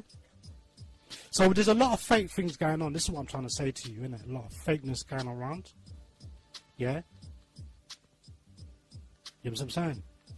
Because they're giving you things without you actually having the opportunity to analyze, to even question. Right? Why are we so gullible? Why is it that we need to accept everything that's being shoved down our throats? Yeah? I'm not saying that people have to accept it, because you have a choice. Right? But listen to this. Go through this article quickly. Right?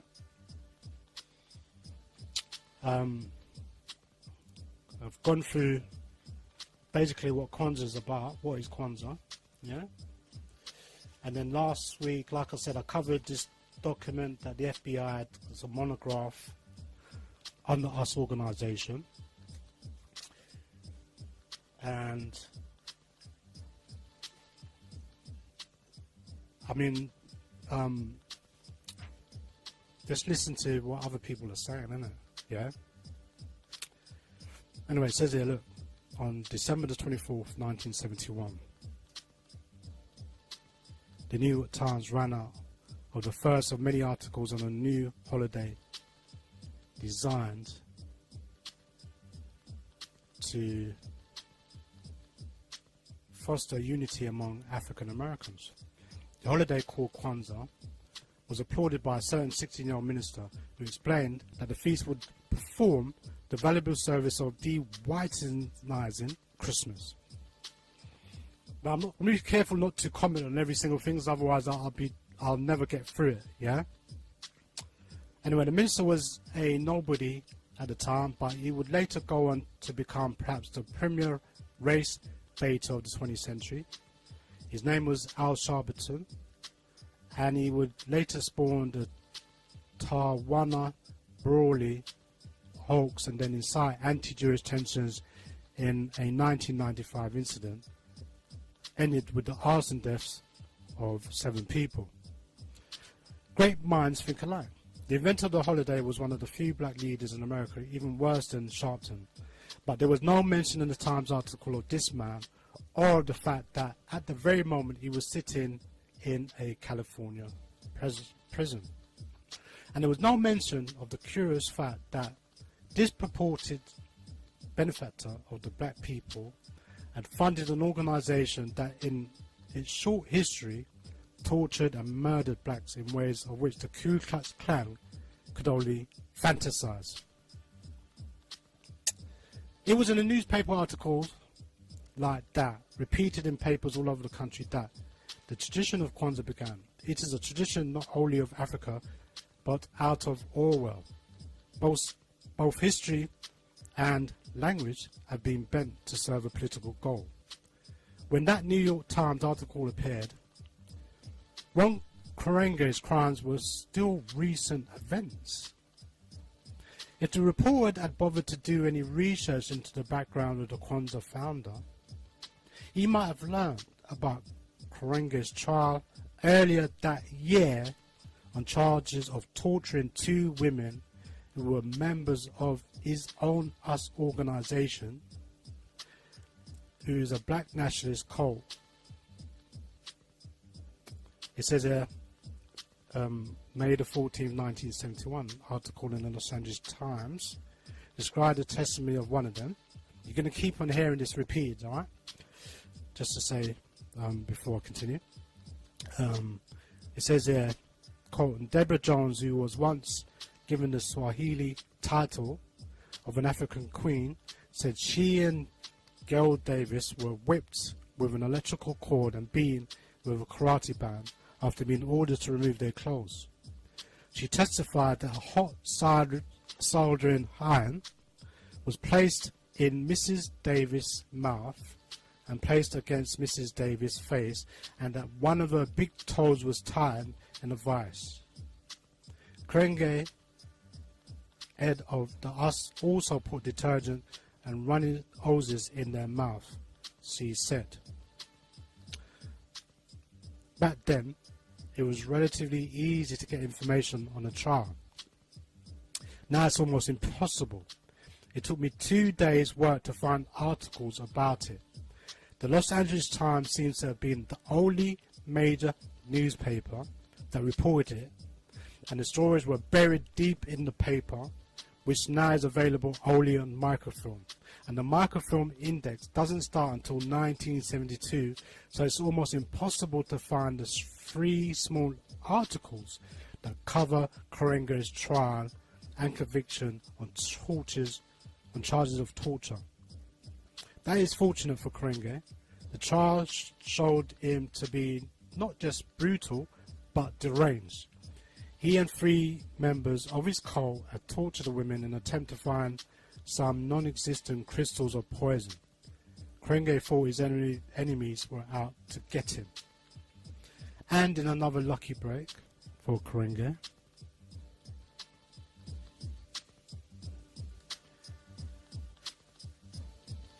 the trial transcript no longer exist. I filed a request for it with the Superior Court of Los Angeles. After a search, the court clerk could find no record of the trial. So the exact words of the black woman who had a hot soldering iron pressed against her face by the man who founded Kwanzaa are now lost to history. The only document the court clerk did find was particularly revealing. However, it was a transcript. It was a transcript. Hold on. Document of Karenga's sentencing hearing on September the 17th, 1971. So basically, you know, I don't really care who wrote this article, you know. I don't really care, but you're going to find that just a few, not that much really, Europeans actually wrote about it. But there's not a lot of people criticising it. And what he was saying in this, okay, I'm just giving you a real reality check, okay, is that the mainstream media, like, they kind of like covered it up, like they didn't want to expose it, like they deliberately did not expose it, like they kept it to a minimum, right? And I'm gonna get people to check this, right? Think about it, yeah? Now, you gotta have this up, man. You need to, it's not easy to work this out, man. You don't need a calculator, right? Yeah? Now, this person, whether this person's biased or partial or whatever, it's neither here or there. He's just talking about things that he's been looking at, yeah? He's investigating, right? As much information as possible to dig up, right? And what he's saying is, wow, you can't find hardly any information. Like, nobody wants to reveal this information. It's like they're covering it all up, right? Yeah, by not saying anything about it. You know what I'm saying? By keeping it hush. That's what's going on. Now, what's so special about Maulana Karenga? Why, him being the kind of person that he is, as an individual that gets around a bit, okay, that talks a lot of big talk, and is talking a lot of real hate, rhetoric kind of language, right? Doesn't make no sense, right? So here's somebody now talking a lot of hate, right? What's he going to do to YT? From what's he not going to do from YT? And what YT needs to know about, yeah? Straight up, real heavy talk. I mean, the only person I can think that talks like that, or was talking like that, in certain terms, and not even really as hard as that, is Dr. Khalid Muhammad. He used to be a member of the Nation of Islam, and then he became a renegade of the Nation of Islam, right? Created his own organization and influenced many leaders out there, right? But he's the only person I know that really kind of talks on that kind of level. Yeah, just bare face, innit? Right? You see what I'm saying? So what I'm saying is this, okay? Doesn't take... Things like this are so suspicious, man. Come on, man. Let's be real. Yeah? Now, let me continue. Because the clues are there, innit? Yeah? If you read it, it's not too hard to read. Then it's not too hard to tell. Right? But it's okay, he had some difficulty trying to get the information, right, about, maybe, who knows, the FBI, the CIA, right, these agencies done something, they'll do anything to protect certain people, right? I don't think people know how these people get down, man. You know what I'm saying? Yeah? They look after their informers, they look after their agents, they look after their spies. You see what I'm saying? yeah, you become one of their families. Alright? Anyway, let me continue. It says here, a key issue was whether Karenga was saying, Judge Arthur L. Acone read from a psychiatrist's report, unquote. Since his admission, here he had been isolated and has been exhibiting bizarre behavior, such as staring at the wall, talking to imaginary persons, claiming that he was attacked by dive bombers and that his attorney was in the next cell. During part of the interview, he would look around as if he was acting on hallucination, and when the examiner walked away for a moment, he began a conversation with a blanket located on his bed, stating that there was someone there and implying indirectly that the someone was a woman in prison with him for some offence. This man now represents a picture which can be considered both paranoid and schizophrenic, with hallucinations and illusions, inappropriate effect, disorganization, and impaired contact with the environment. The fan of Kwanzaa, paranoid, it seems so, but as the old saying goes, just because you're paranoid, it doesn't mean that someone isn't out to get you. According to court documents, Karenga's real name is Ron N. Everett. In the 60s, he awarded himself the title Maulana, Swahili for Master Teacher. He was born on a poultry farm in Maryland, the 14th child of a Baptist minister. He came to California in the late 1950s to attend Los Angeles Community College. He moved on to UCLA, where he got a master's degrees in political science and African studies. By the mid-1960s, he had established himself as a leading cultural nationalist.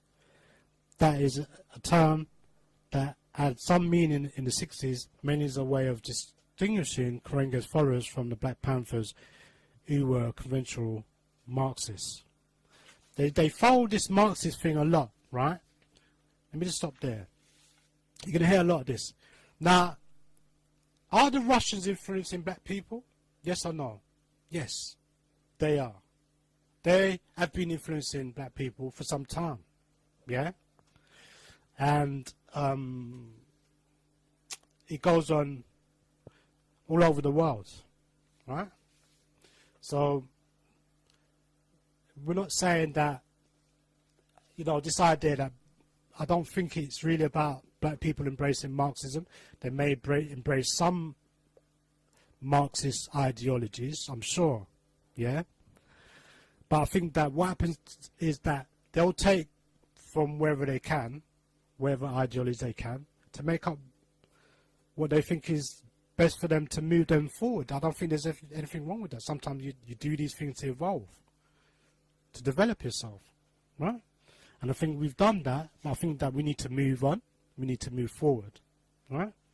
I'm not saying that we should forget our past and we forget the work that's been done. No, we still need to remember the people that's done the work. And you know, but I think what happens is, unfortunately, is that a lot of people that should get credited don't get credited, while the people that do get credited take away the credit from those people that deserve to be credited. Okay?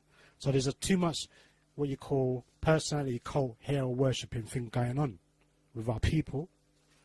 And directly speaking, it ain't healthy for us to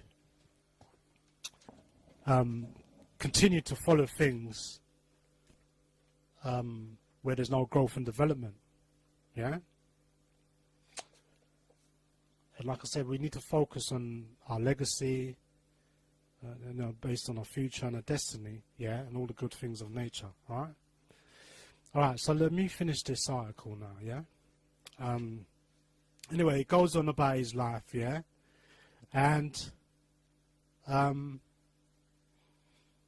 you know, he's a scholar, isn't he? He's an intellectualist, okay? As well as being someone that talks about what's best for his people. Yeah? And maybe some of these things, there's nothing wrong with some of the things that he's saying and some of the things that he's doing, right? Maybe there's nothing wrong with that, yeah? But you need to decide for yourself, innit, when you look at it, right? You need to look at everything. Don't just look at the individual. Don't just, don't get starry-eyed. You know what I'm saying? Yeah? You don't need to get starry-eyed, man. Yeah? Because you may feel overawed by someone, you know what I'm saying? In other words, you feel like, yeah, that person should be exalted, innit? Yeah? Because he done great works, right?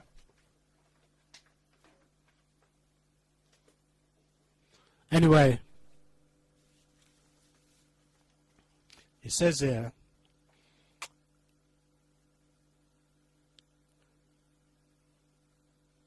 Karenga was convicted of 2 counts of felon assault and 1 count of false imprisonment.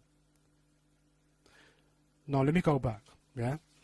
It says here, yeah, let me go right back, alright? So it says another way of distinguishing might be to think of Karenga gang as the Crips and the Panthers as the Bloods.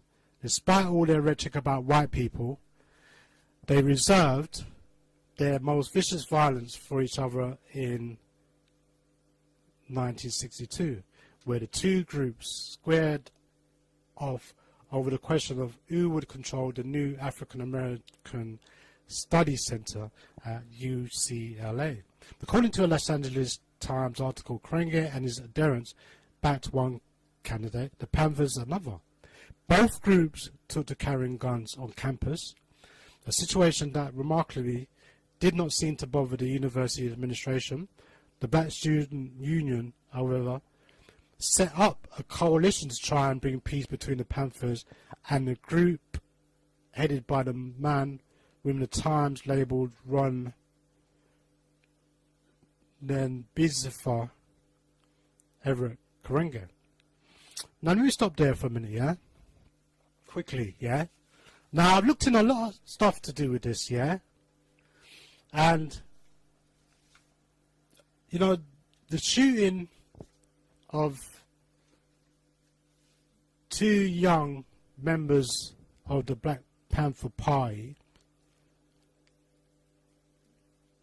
they were very influential future leaders. They were leaders in themselves, right? Yeah? Especially Bunchy Carr, yeah? And you can look into Bunchy Carr. And, I feel that one of the things that I saw, what people were saying is that they did make a deal or a pact to not carry guns on campus. Now, if that's the case, how is it that 2 Black Panther members got killed on campus if you had a deal, if you had an agreement? There was an agreement, right? And somebody's lying. Somebody's telling a lie, and somebody is an agent. There's agents out there that's an agent that knows that they're an agent, yeah? Because there's agents out there, isn't it, yeah? Somebody must be an agent. Somebody must be accountable and responsible for some of the things that's going on in our community. What are you talking about? What are you serious? Look what's happened to, let's go back. Marcus Garvey was set up by who? The same black people in America, right? The first FBI agent was black, right? Yeah? The whole thing, the way they set Marcus Garvey up, that's how things go. That deep. Yeah? His own people set him up. The same thing happened to who? Martin Luther King. His own people set him up to kill him. Who knows? It may be one of them that pulled the trigger and killed him directly. Do you know what I'm saying? Yeah? we know about Malcolm X. His own brothers, yeah, that know him, that he knows,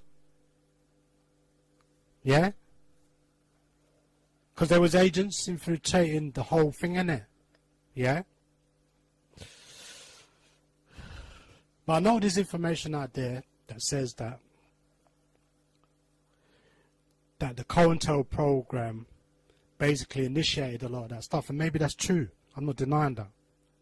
But when it, the poison letters, the insults, the cartoon caricatures, and all these things flying back on the forward, and the things that's reported in the press where you're slagging each other off in the press and in the media and stuff like that, right? In newspaper columns, in magazines, and all of that stuff, right? But when it comes to killing, we're not talking about poison letters here. We're talking about someone's life has been taken for no reason whatsoever. How can people talk about hating Whitey and what he's going to do to Whitey when you're actually terrorizing your own community? You're you know what I'm saying? Think about it. Yeah, this person's saying what he's going to do to these people. He's going to run them out of the country and all of this stuff, right? Real hot rhetoric, right? Real, some people call it race baiting. Yeah, basically, did they put someone there to bait us up? Because I watched a documentary. Let me stop there. Yeah, let me say this. Yeah, I remember watching a documentary about Tyson talking about Don King. Very interesting documentary. Yeah, of course, the boxing industry, it's all mafia business and it's all corrupt anyway. Yeah, right. But what was interesting that came out of it, I could never forget this. Yeah, is that what Tyson said, or what somebody said in the documentary, right? Interview, was that they said that they allowed Don King to say certain things about white people. That he was allowed. What do you mean he's allowed? Yeah, they gave him permission. They said, "Oh, say what you want about white people. You can say anything. Say all the bad things you want about white people. Don't worry, you'll be all right." That's what I'm talking about. Do you know what I'm saying? Yeah, you got people. You got these financial investors or philanthropists, okay? That's going around. That's been going around for some time. Yeah, they get their money.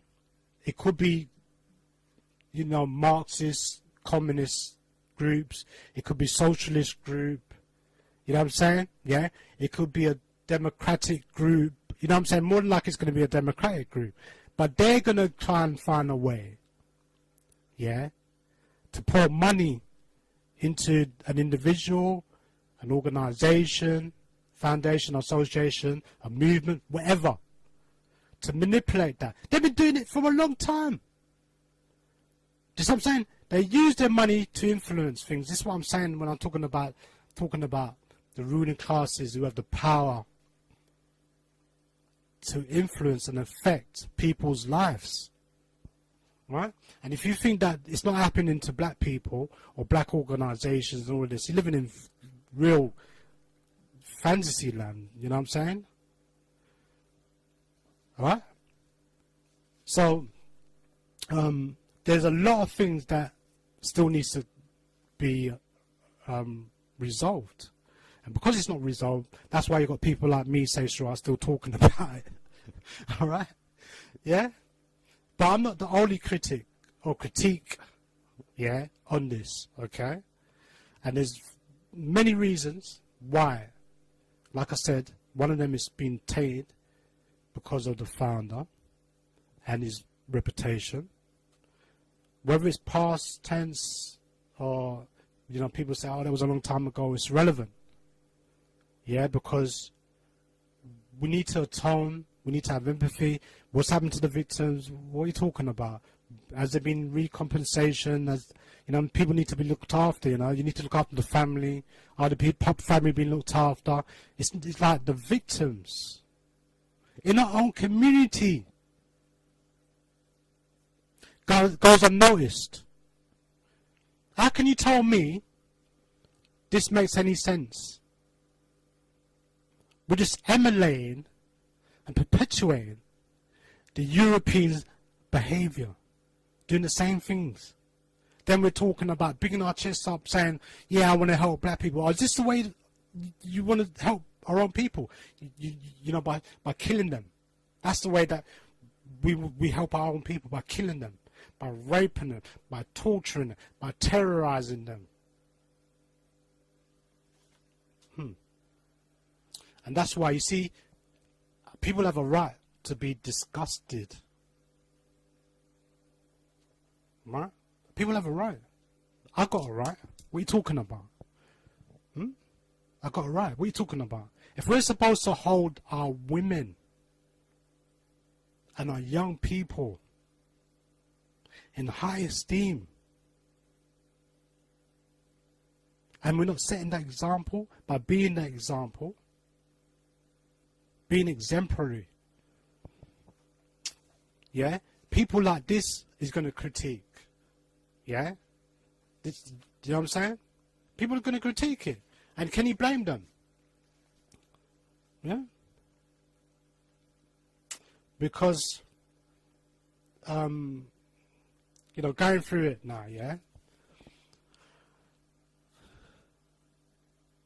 as he was saying that, yeah, there was a bit of beef between the two parties, yeah, the organisations. The Black Panthers weren't about hating nobody. They didn't go around saying they're hating anybody or anything. And in fact, they were working more with some liberal Europeans in some ways, yeah. But they weren't going to allow them to take over the Black Panthers, even though there's information that's, you know, fresh coming out, yeah, about some of the members being agents from day dot, right? But anyway, yeah, you know, even amongst ourselves, we have a little bit of rivalry, we have a little bit of contention, but we're not going to kill each other, are we? Are you going to kill me? Because I don't have a beef with anybody. I'm never going to have a beef with anybody, because what's that about? You know, I'm not going to take that energy on, am I? Why am I going to take that energy on? I don't have a beef with anybody, yeah, and nobody has a beef with me, right? That's how we need to be, yeah, all right? So there's certain extent that we know we're not going to go that far, innit? Yeah, you know what I'm saying? But, you know, you got to see that somebody's not forcing black people to do this thing. We can't keep on blaming white people for all kinds of nonsense. You know what I'm saying? We can blame them for some things. Yes, I agree. There's some things I definitely would say, yeah, you know, they're definitely pulling the strings and they're definitely bombing up the place and they're doing all these different things. They're imperialists, isn't it? That's just part of their aggressors' behavior. That's part of their energy, isn't it? Right? So I'm saying that needs to change, obviously, right? But what I'm saying is, obviously, that, like I said, yeah, we have to be clear about the way that we need to be doing things. I know that we don't have a proper structure in place, and you know what I'm saying, there's more disorder than order, right? And because of that, we're not able to be able to facilitate to hold certain people to account. I understand that, right? I understand the dynamics, why we're failing in certain aspects, in certain areas, in certain things that we're doing, right? But it goes on to say, yeah, like I said, we have beef, we have a little contention, we have a disagreement or whatever, you know what I'm saying? I'm not going to hate you. What? By now, you should have developed a thinking and a way of being. By the time, if you're really in this Pan-African, African-centered, African conscious, you love your people with all your heart and mind, okay? And no matter what they say or do, it should never get to the level where you hate them. Right? You know what I'm saying? because at the end of the day, yeah, I think mostly we're on the same page. Mostly we're on the same page. Maybe, you know, we have different ways of going about doing things, and that's fine, yeah. But I think that we're living in somebody else's paradigm, and sometimes there's things that convolute and conflict some of the things that we need to be doing, yeah. But we can't keep on blaming the Europeans for everything. Now, it wasn't the Europeans that shot these two brothers from the Black Panther Party and the many other brothers that was killed, yeah. We don't even know how many, but I got information that 2 more were shot by the US organization. Maybe if I get round to it, I'll let you know. But I will let you know anyway, yeah? Alright, so it goes on to say that despite all their rhetoric about white people, they reserve their most vicious violence for each other. Yeah, and they squared up and, you know, like I said, they agreed that they must have agreed that they were going to carry guns anyway, yeah? That's the point I was making, right? But you know, some of this information, it can be slanted and slightly twisted, yeah? But something's happening, isn't it? Something was happening, yeah? Something definitely did happen. People got killed, right? So anyway, it says, on January the 17th, 1969, about 150 students gathered in a lunchroom to discuss the situation.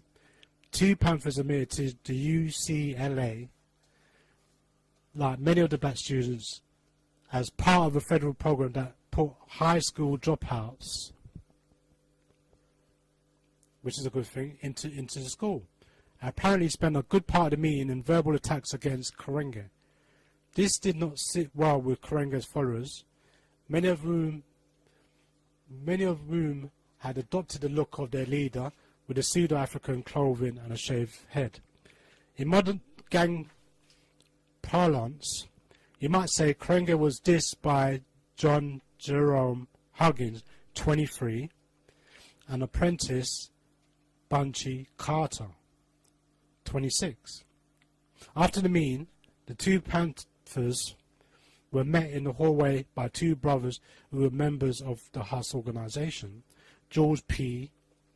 Steiner and Larry Joseph Steiner. The Steiner brothers pulled pistols and shot the 2 Panthers dead. One of the Steiners took a bullet in the shoulder, apparently from a Panther's gun. Now, I'm going to stop there, yeah, because there's some discrepancy about who shot them, yeah, but we're going to go into that as time goes by, yeah. There were other beatings and shooting in Los Angeles involving us, but by then the tradition of African nationalism had already taken hold among whites.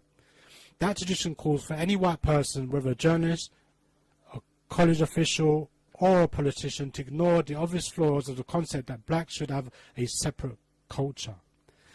The students here have handled themselves in an absolutely impeccable manner, UCLA Chancellor Charles E. Young told the LA Times. They have been concerned, they haven't argued with the director,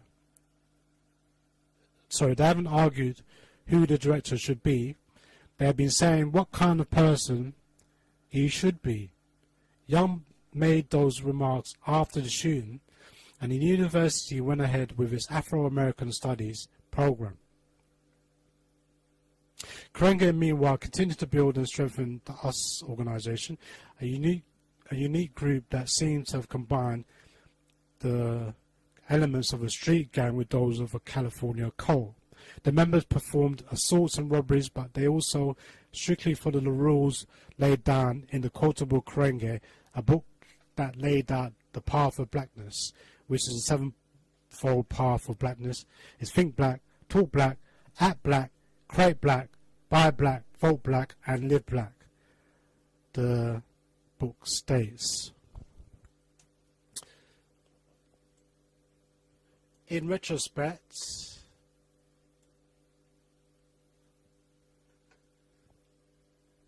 it may be fortunate that the cult fell apart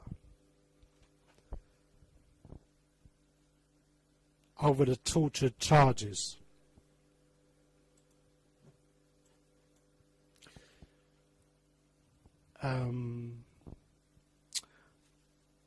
Left to his own devices, Karenga might have orchestrated the type of mass suicide later pioneered by the People's Temple and copied by the Heaven's Gates cult.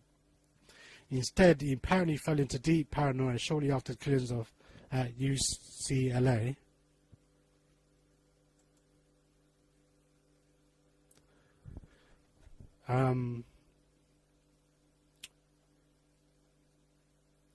He began fearing that his followers were trying to have him killed. On May the 9th, 1970, he initiated a torture session that led to his imprisonment. Karenga himself will not comment on that incident, and the victims cannot be located.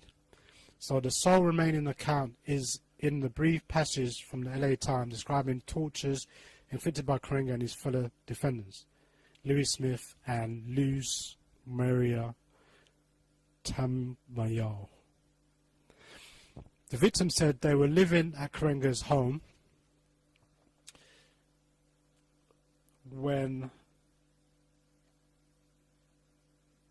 Karenga accused them of trying to kill him by placing crystals in his food and water in various areas of the house, of his house. And when they denied it, allegedly they were beaten with an electric cord and hot soldering iron, and etc., right, as you know. It says that the police were told that one of Mrs. John's toes was placed in a small vice. Anyway, the following day, Karenga allegedly told the women that Vietnamese torture is nothing compared to what I know. Mrs. Tamayo reportedly put detergent in their mouth. Smith turned on the water hose, full force on their faces, and Karenga, holding the gun, threatened to shoot both of them.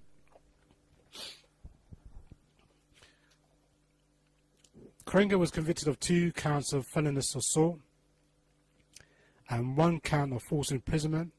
He was sentenced on September the 17th, 1971 to serve 1 to 10 years in prison. Let me stop there. Like I said, think about the charges, yeah? Think about that. Like I said, there should have been a few charges, like a long list of charges, okay?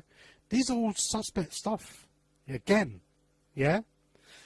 And the judge, what judge is going to find you so favourable that he's going to give you 1 to 10 years? 1 to 10 years. Anyway, it goes on to say, a brief account of the sentencing ran in several newspapers in the following day. That was apparently the last newspaper article to mention Karenga's unfortunate habit of doing unspeakable things to black people. After that, the only coverage came from the hundreds of news accounts that depict him as the wonderful man who invented Kwanzaa. Look at any map of the world and you will see that Ghana and Kenya are on opposite sides of the continent. This brings up an obvious question about Kwanzaa. Why did Karenga use Swahili words for his fictional African feasts? American blacks are primarily descended from people who came from Ghana and other parts of West Africa. Kenya and Tanzania, where Swahili is spoken, are several thousand miles away, about as far from Ghana as Los Angeles is from New York. Yet, in celebrating Kwanzaa, African Americans are supposed to employ a vocabulary of such Swahili words as kujichakula and kumba. This makes about as much sense as having Irish Americans celebrate St. Patrick's Day by speaking Polish. One possible explanation is that Karenga was simply ignorant of African geography and history when he came up with Kwanzaa in 1966, most definitely, and that might explain why he would schedule a harvest festival near the solstice, a season when few fruits or vegetables are harvested anywhere. But a better explanation is that he simply has contempt for black people.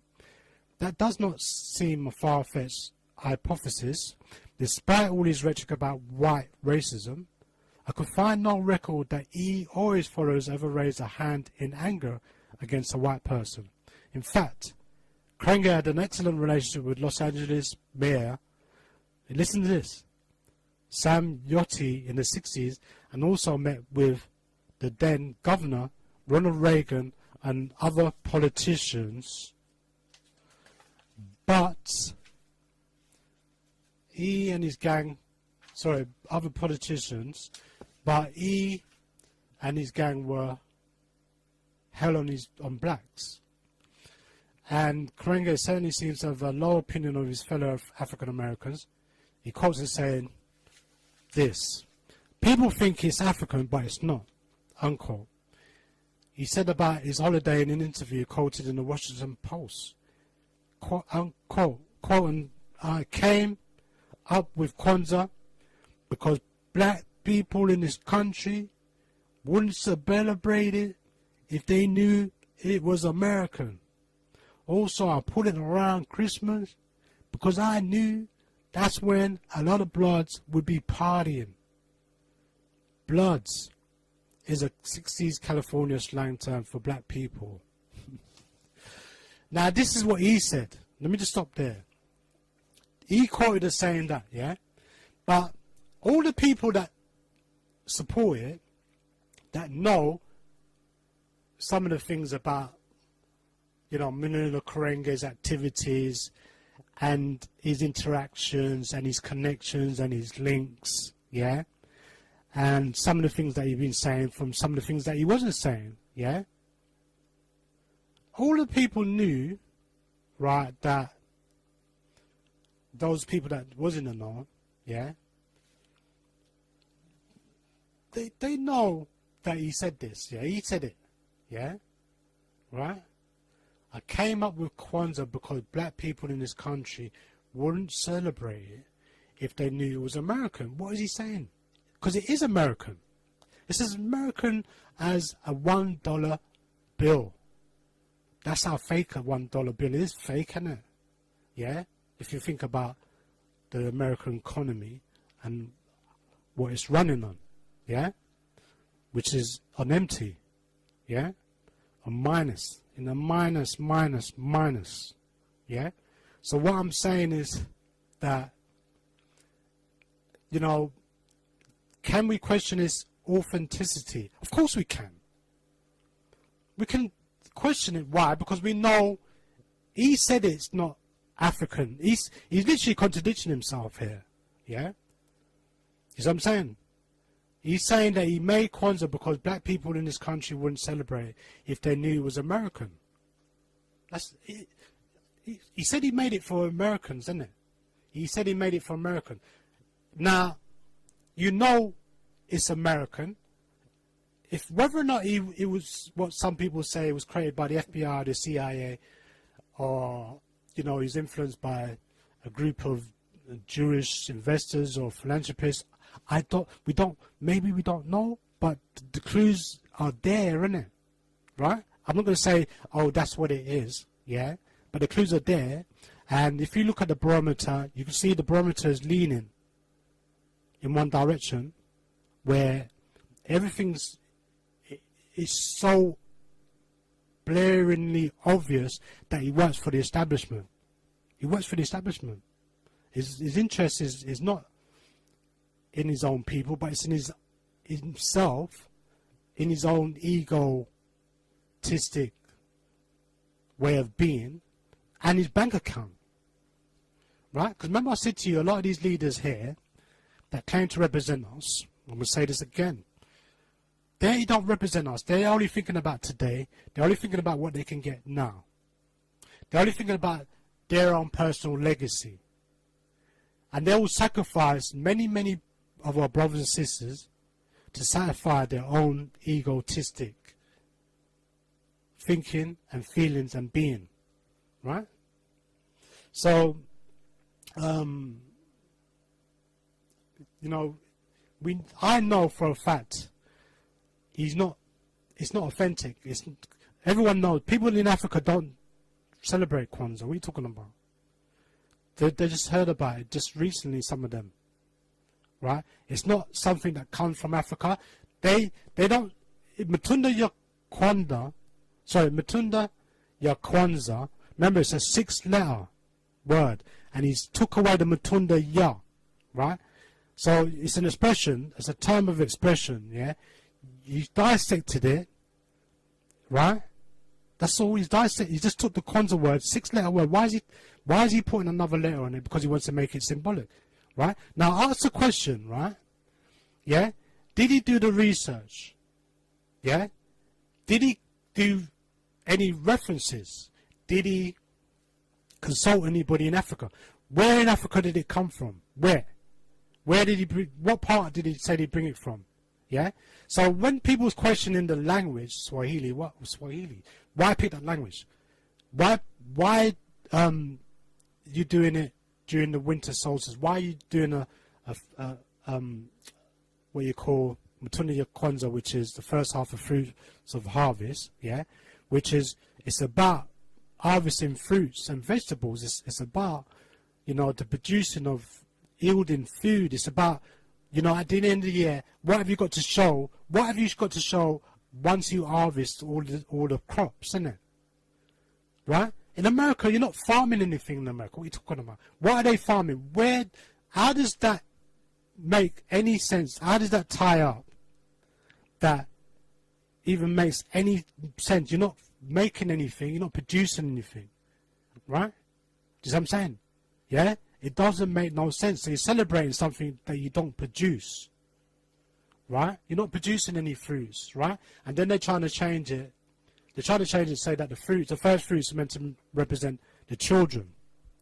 Right? They're trying to convolute it. Because what I'm trying to say, and then they say, oh, you know, we're going to make the table into a shrine, so we're going to turn it into a shrine. So what I'm saying is they start to mix all this thing up, innit?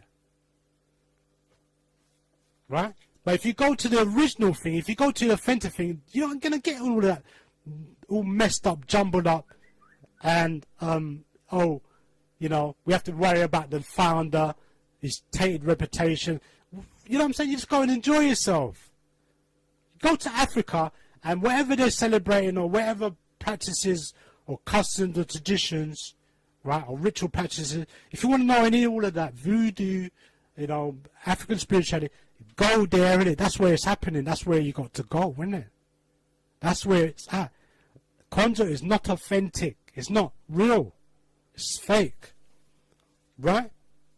So I'm saying, yeah? And the person said he never went there.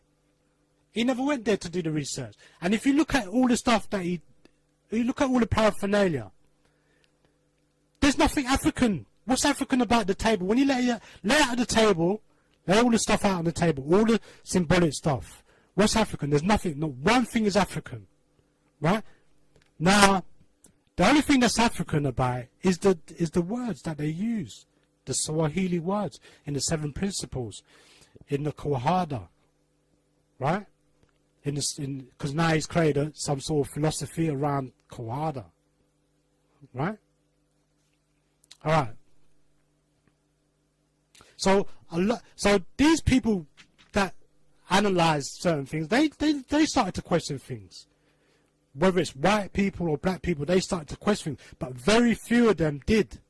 Because like I said, the mainstream media, they kept it hush-hush. Right? Now, the only way that they're going to keep anything hush-hush, if you're the baddest person on this planet Earth, right, you're getting buried. Remember the other day I read an article about Kevin Hart, where he was going to host some awards program, some big awards program. Yeah. Now Kevin Hart is a #1 top major dollar making machine man out there, black man out there in America, right? He's in all the films. He's doing it now, right? He's on top of the world, right? But yet they pulled him up, right? Who pulled him up? Some LGBTQ pulled him up, right? And said, you know what? This tweet, a tweet that he sent years ago, a joke, a little mild-mannered joke. It wasn't even nothing big. It was a mild-mannered joke, right? Right? People say things about, and make jokes about homosexuality and all different sexualities all the time. Yeah? Europeans do it all the time. So what I'm saying is they held Kevin Hart for that. Yeah? And basically, they want him to apologise again. If he don't, then they're gonna what you call whiteball him.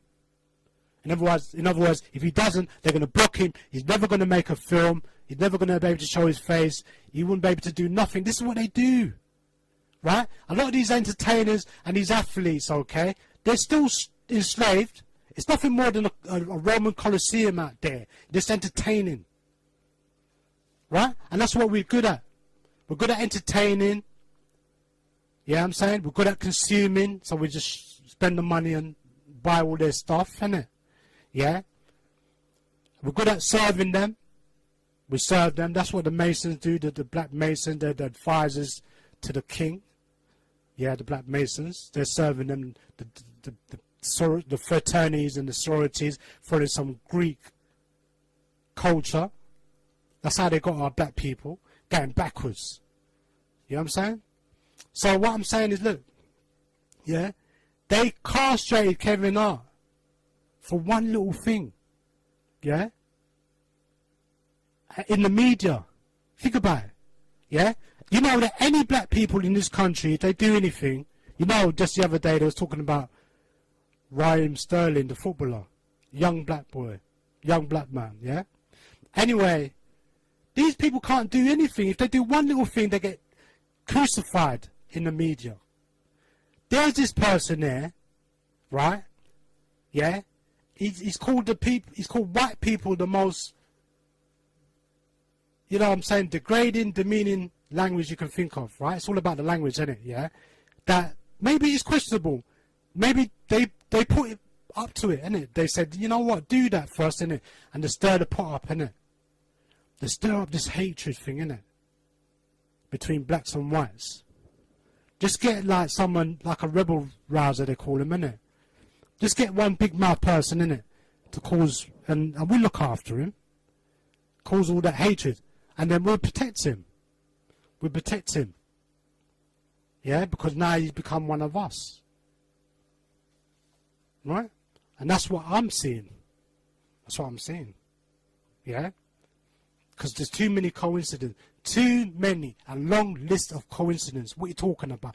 People must think that we've got crap in our eyes. We can't see things. What are you talking about? We've got to keep it real. Yeah?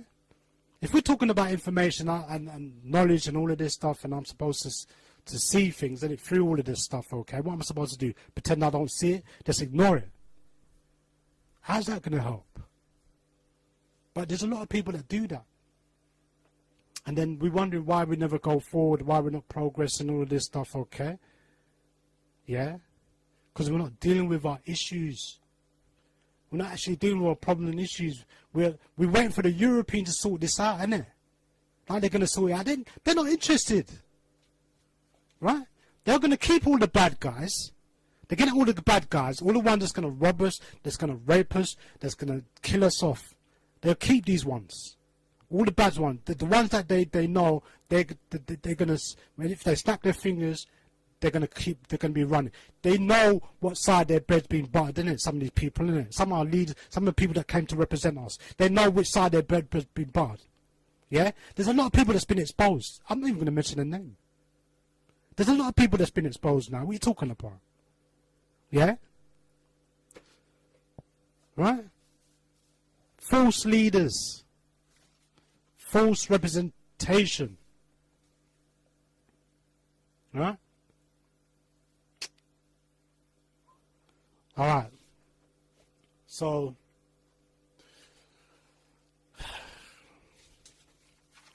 there's so many different angles to look at this. Yeah? And some people might say, well, no, Ancestral, we're at a disadvantage because the phone lines ain't working. I can't ever go at you. I can't challenge you. And some of the things that you're saying, right? It doesn't matter what, really, you know, maybe my case is so strong, yeah, your defense is going to be very, very weak, isn't it? Do you get what I'm saying? It's going to be very, very weak, right? Because I'm not talking about things just for the sake of it. Like I'm saying to you that we've got a group of people in our communities, okay, yeah, like I said, we've got a class structure, we've got a black petite, yeah, or bourgeois petite black elites, as I'll call them, yeah? The class structure that the Europeans created as a buffer to keep us in check, right? It doesn't matter. I think I got a text, hold on. Yeah, it's coming through. Big up Ancestral for exposing this fake FBI craze celebration. It's ridiculous.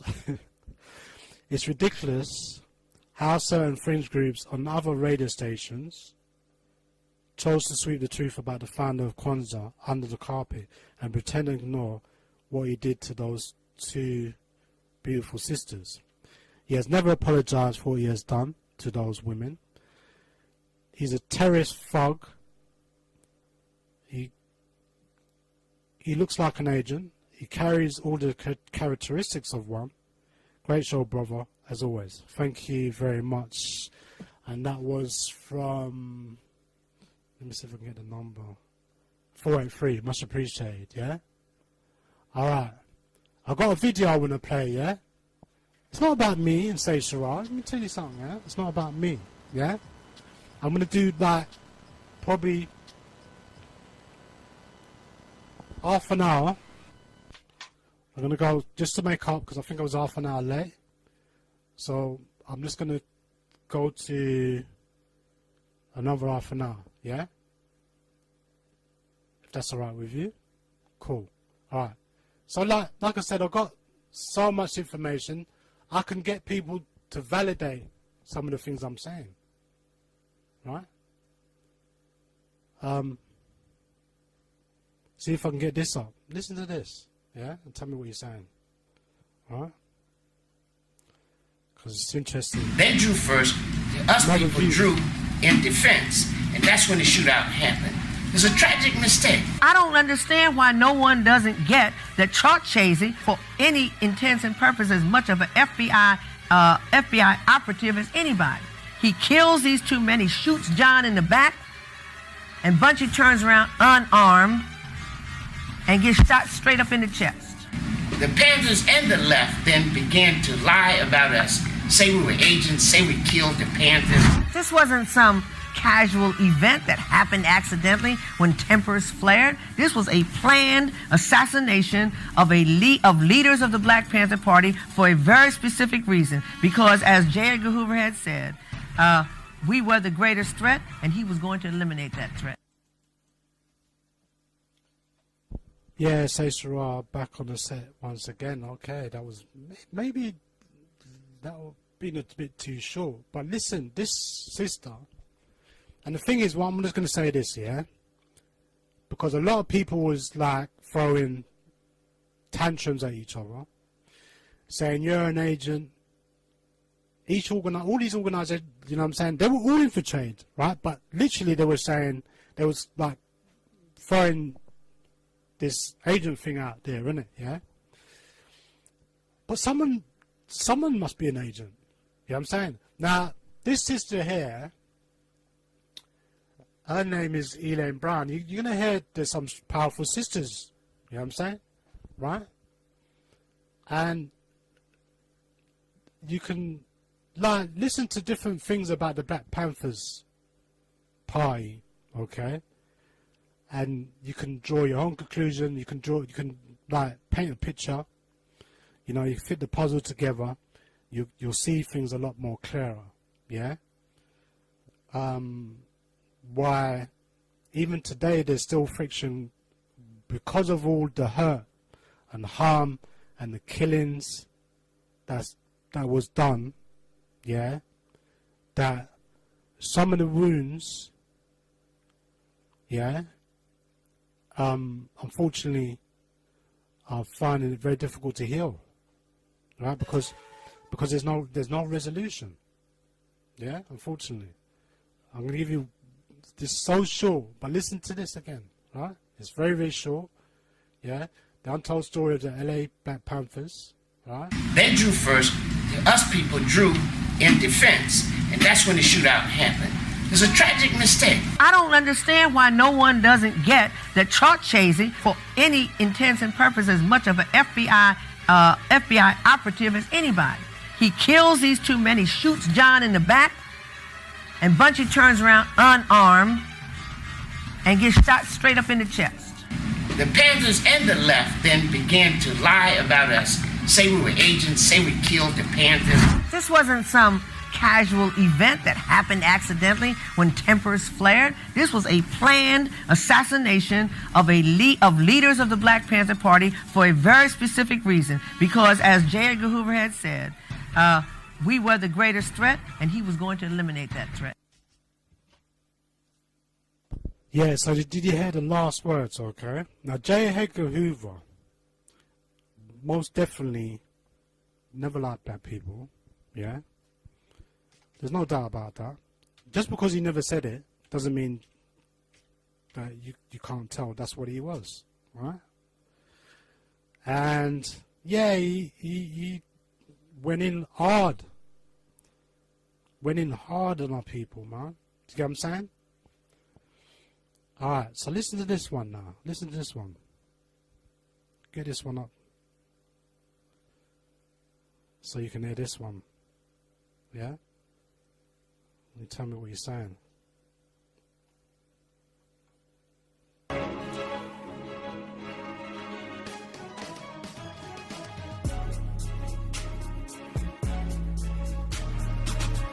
James Wormley Jones was born September 22nd, 1884 in Fort Monroe, Virginia. At a young age, he moved with his family to Cambridge, Massachusetts, where he completed his early education. He would later return to Virginia, where he took up studies at Norfolk Mission College, and a year later went to complete his education at Virginia Union University. Jones began service with the Washington Metropolitan Police Department in January 1905. He rose from being a footman to a horseman, then a motorcycle policeman. His work resulted in being promoted to detective. In 1917, Jones joined the United States Army. He was trained as an officer at the Officers Training School in Des Moines, Iowa. Once his training was complete, he was given a commission as a captain. Jones was appointed as the first African-American special agent on November 19, 1919 by the Bureau of Investigation Director Accept your own. And be yourself. Genesis Radio. Created to track activities of groups perceived as subversive. His work there was under direct supervision of J. Edgar Hoover.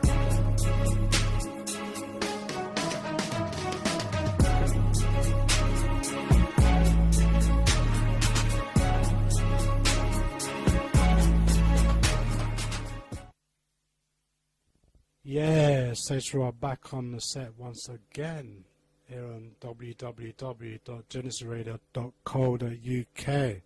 Alright, so yeah, like a couple of videos, that one there that you just heard, right? That one there is the first black FBI special agent, right?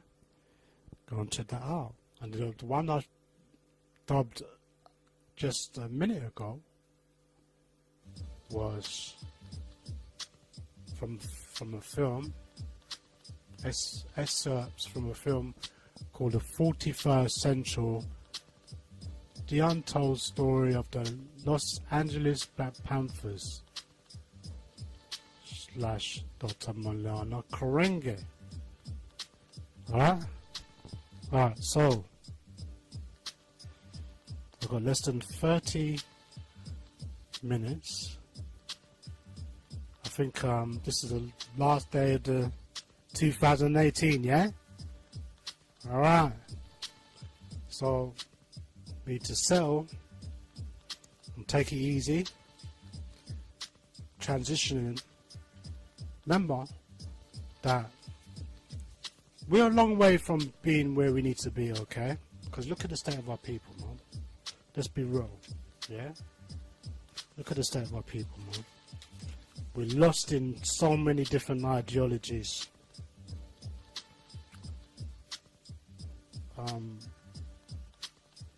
You know, that to create the mindset, this is what I'm saying to you, I try to keep it real, yeah?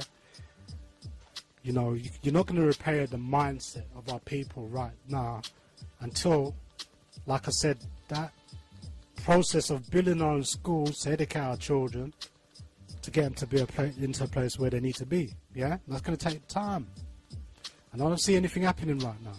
Yeah, because what's supposed to happen is the African Caribbean is supposed to come up and with the solutions, isn't it? Right?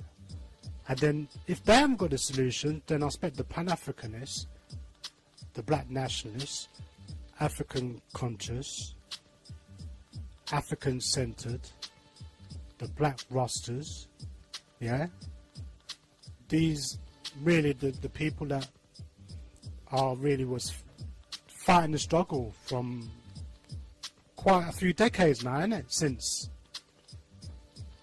you know what I'm saying? Since we come one foot out of being enslaved, right? There's been a certain amount of resistance. But I see more pacification than resistance and solutions. Why? Because, like I said, the civil rights movement has been, the Black Power movement has been compromised to the civil rights movement. And basically, people just got paid, laid, and got their grades.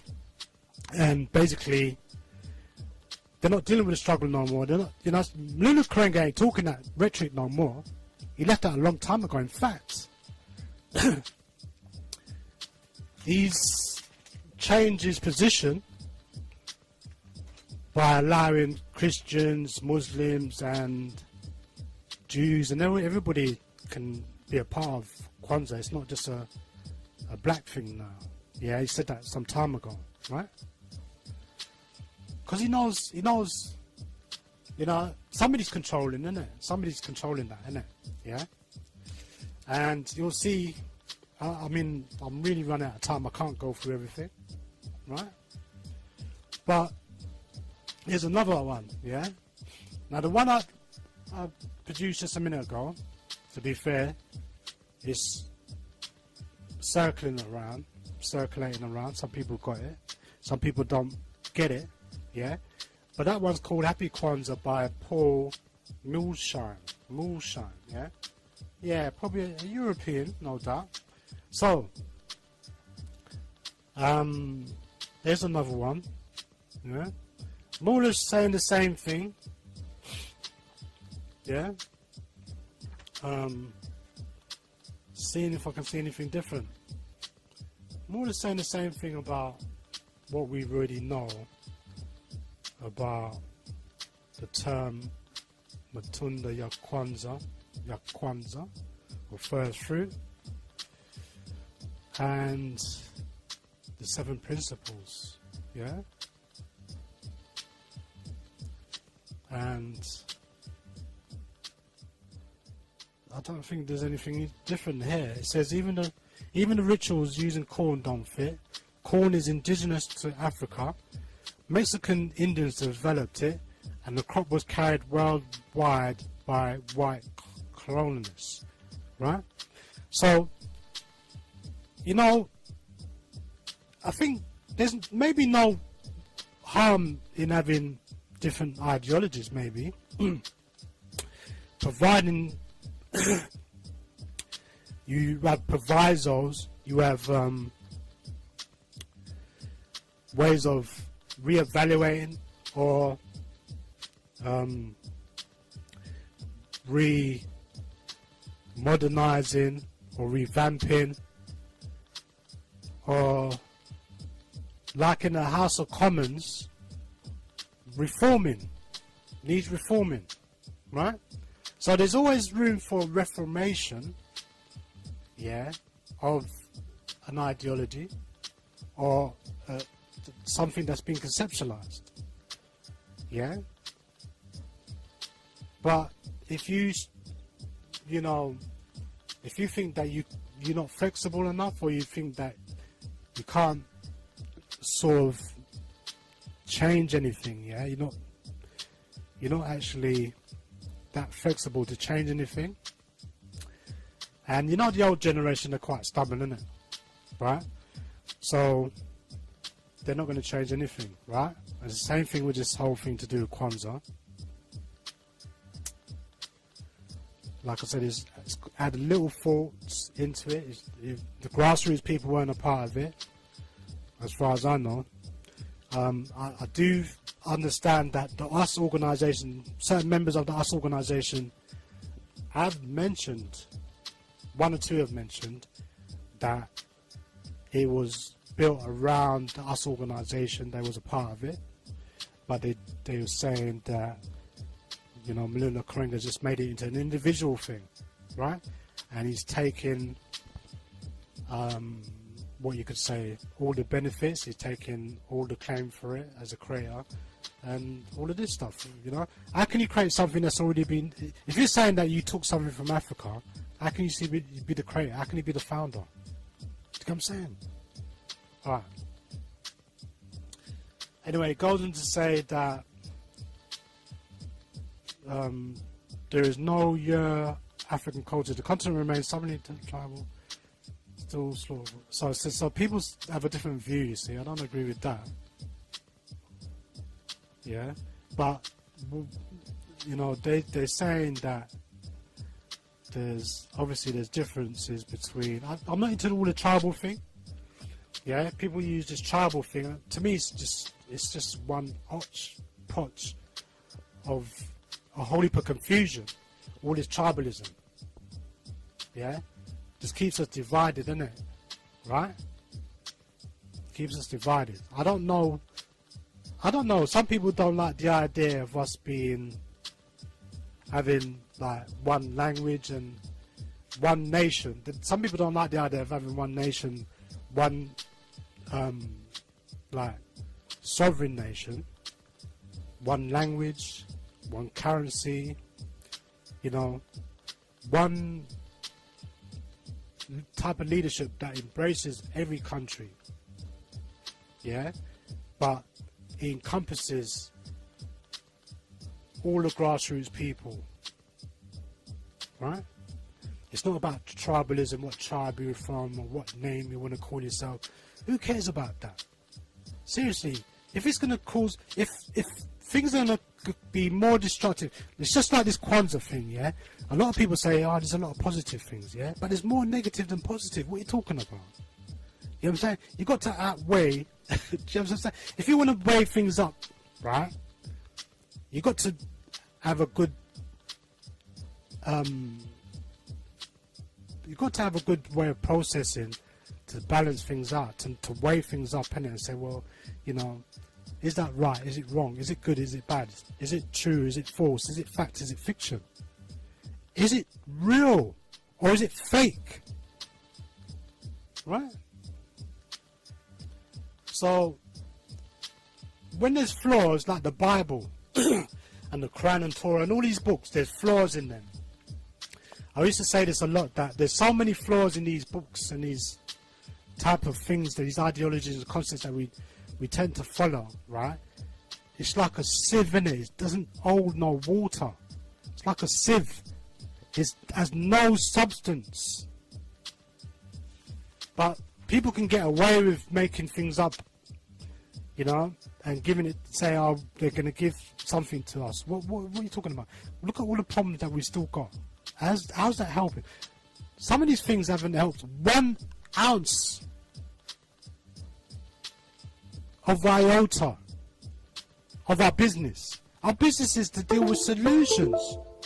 To deal with the solutions. Solution-based, solution-orientated.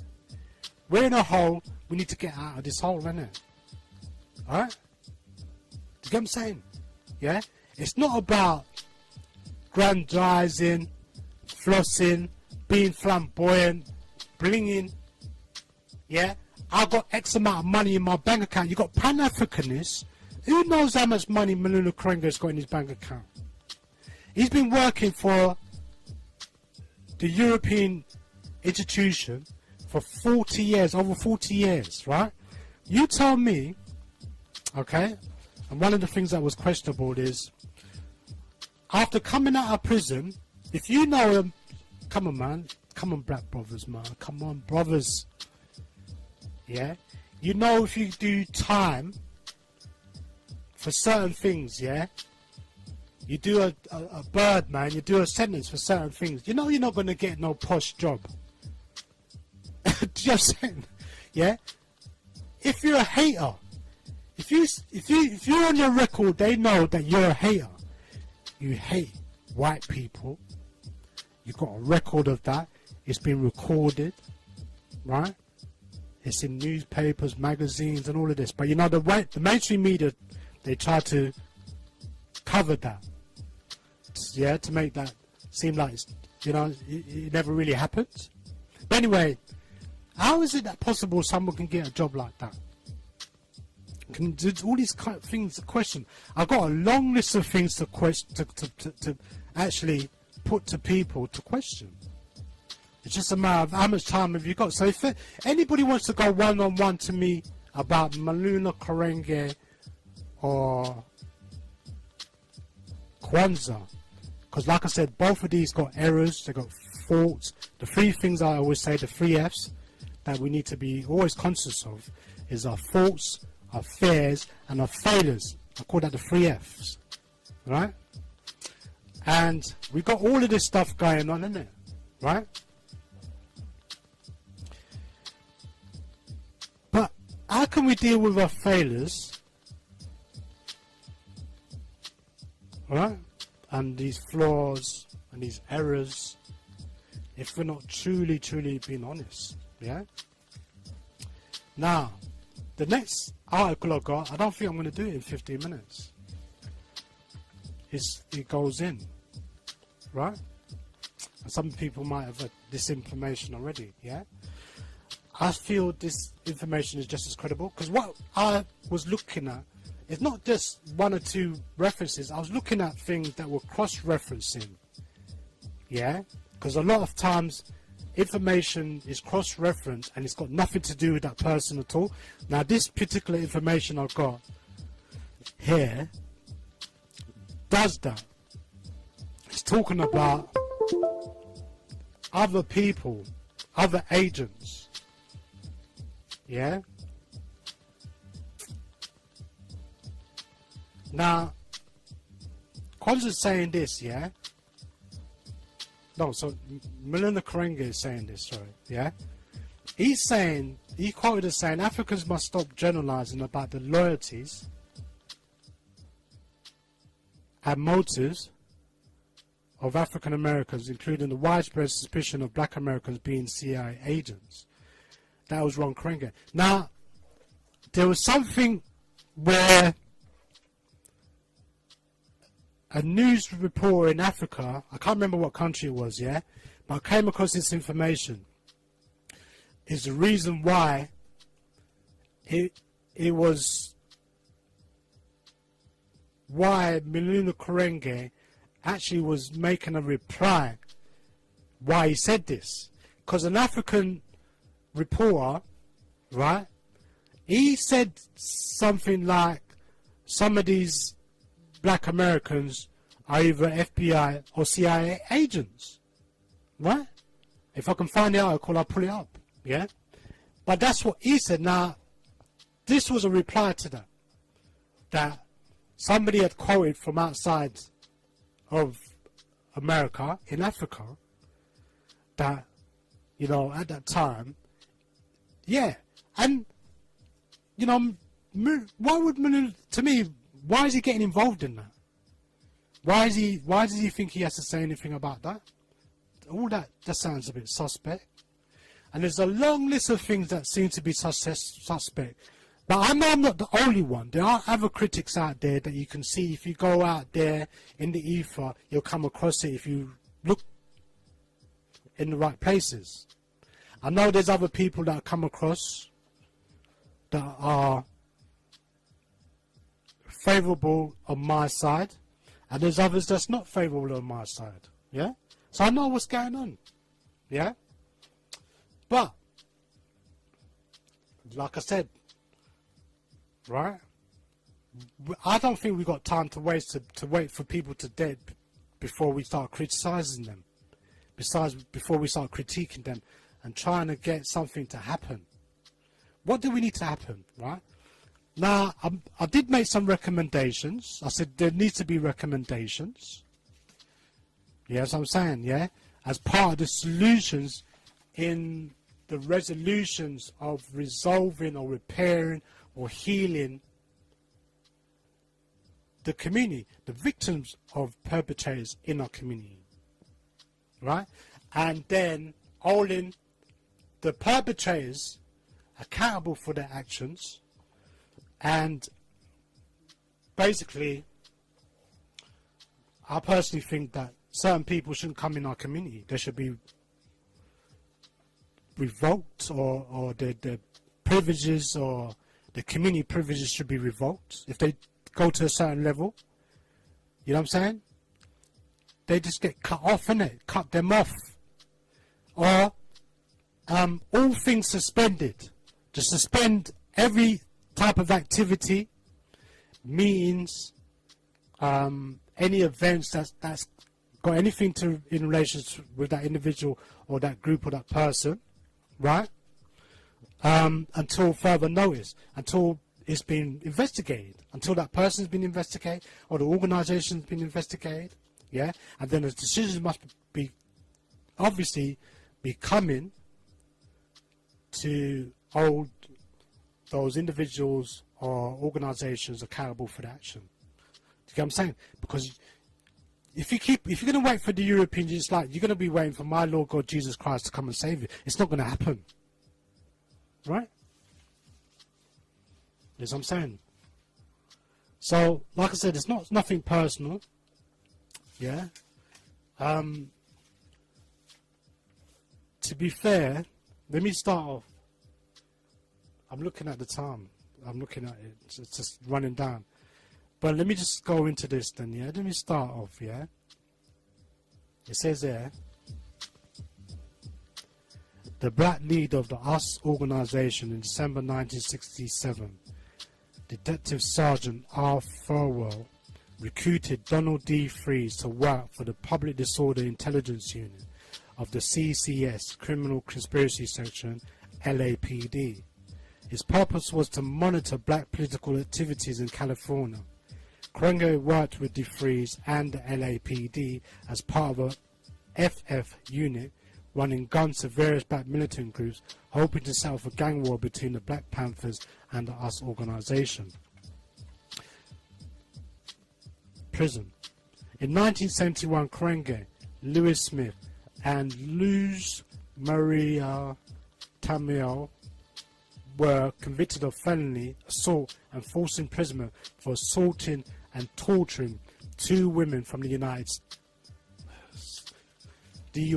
organization, or the US organization, Deborah Jones and Gail Davis. May the 14th, 1971, the article in the Los Angeles Times described the testimony of one of the women, Deborah Jones, who was once given the Swahili title of an African queen, said she and Gail Davis were whipped with an electrical cord and beaten with a karate band after being ordered to remove their clothes.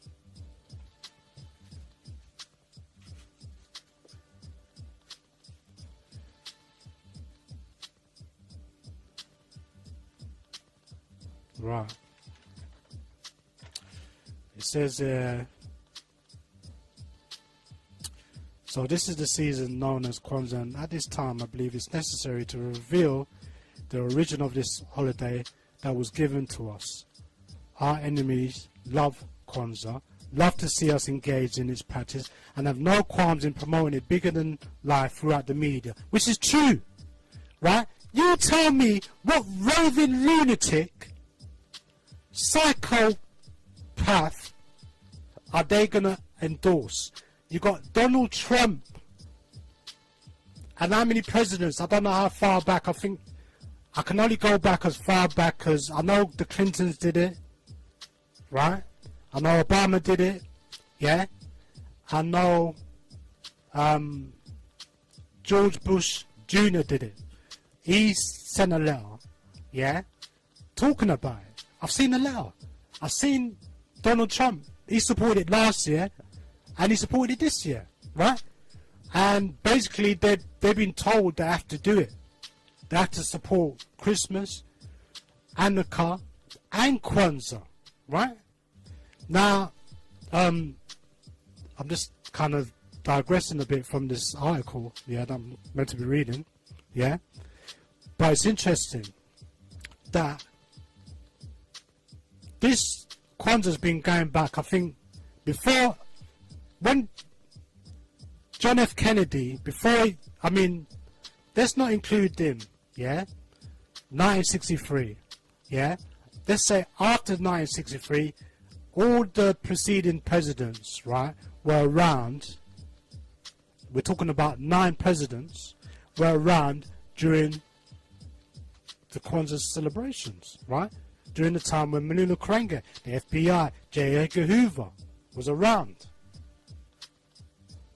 right? And it seemed like all the presidents endorsing it. What are you talking about? What are we talking about here? This is so surreal, right? You cannot make this stuff up, yeah? Racist United States of America, but you see, the leaders, the ruling classes, and the elite, right? The people that have the power and influence, whenever they say they want to control something, yeah, it doesn't matter what the government say, it doesn't matter what the politicians say, it doesn't matter what the mainstream media says. Because remember, the mainstream media, most of the mainstream media is controlled by 6 groups or individuals, right, around the globe. So every word, every sentence, and every story that comes out is vetted by these mainstream medias, right? So it's very, very, very tightly controlled, right? So what I'm saying is that a lot of people hearing this might think, wow, this is incredible, man. What are you talking about, Ancestral? This is for surreal, right? The American government is endorsing Kwanzaa. Then the Pan-Africanist group don't see that's a problem. Pan-Africanist organizations and individuals don't see that as an issue. That's a red flag. That's a double red flag. You know what I'm saying? But people trying to pretend now, you know what I'm saying? Or they're trying to say that they can't see certain things. They can't. You got something in your eyes. Some of these people just wear lipstick, innit? They're just glossing up their mouth, innit? Chatting a whole heap of rubbish. Right? I get that.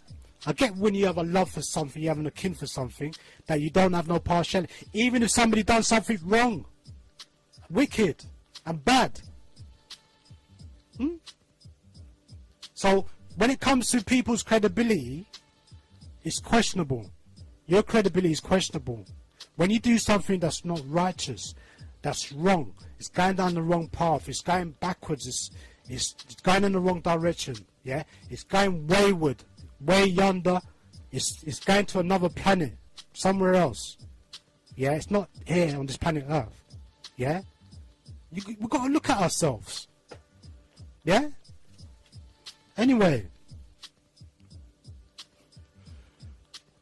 I gotta go, yeah? Straight up, yeah? Alright, so look, on summary, I can't even summarize this because it's gonna take me, like, it's gonna take me, like, days to summarize, isn't it? You know what I'm saying? Because, like,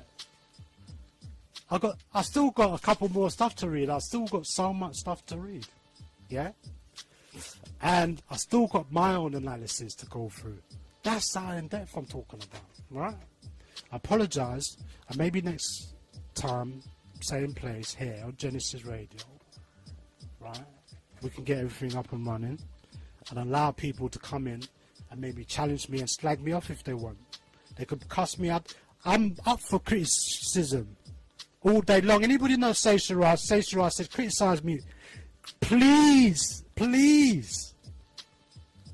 Criticise me. Challenge me. Scrutinise me. Question. Remember I said, especially the younger generation, any organisation that you join, if you can't question its leadership, that organisation is not good for you. right? Because we got to keep it real out here. Alright? Because a lot of people's holding us back, shutting us down, and it's all to do with this leadership. It's poor, it's weak, and it's very, very bad. And it doesn't matter how much Europeans say they're going to control our leadership, which they're doing, right? We got to break that cycle. We got to break that monotony. Yeah?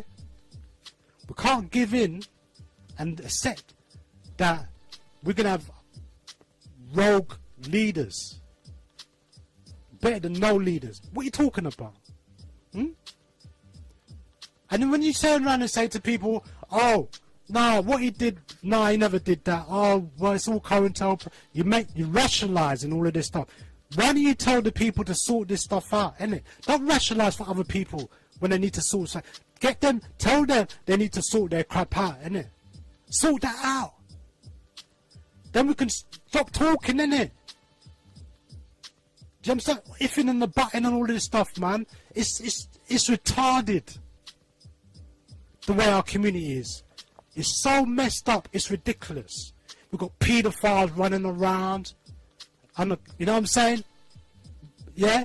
In the church.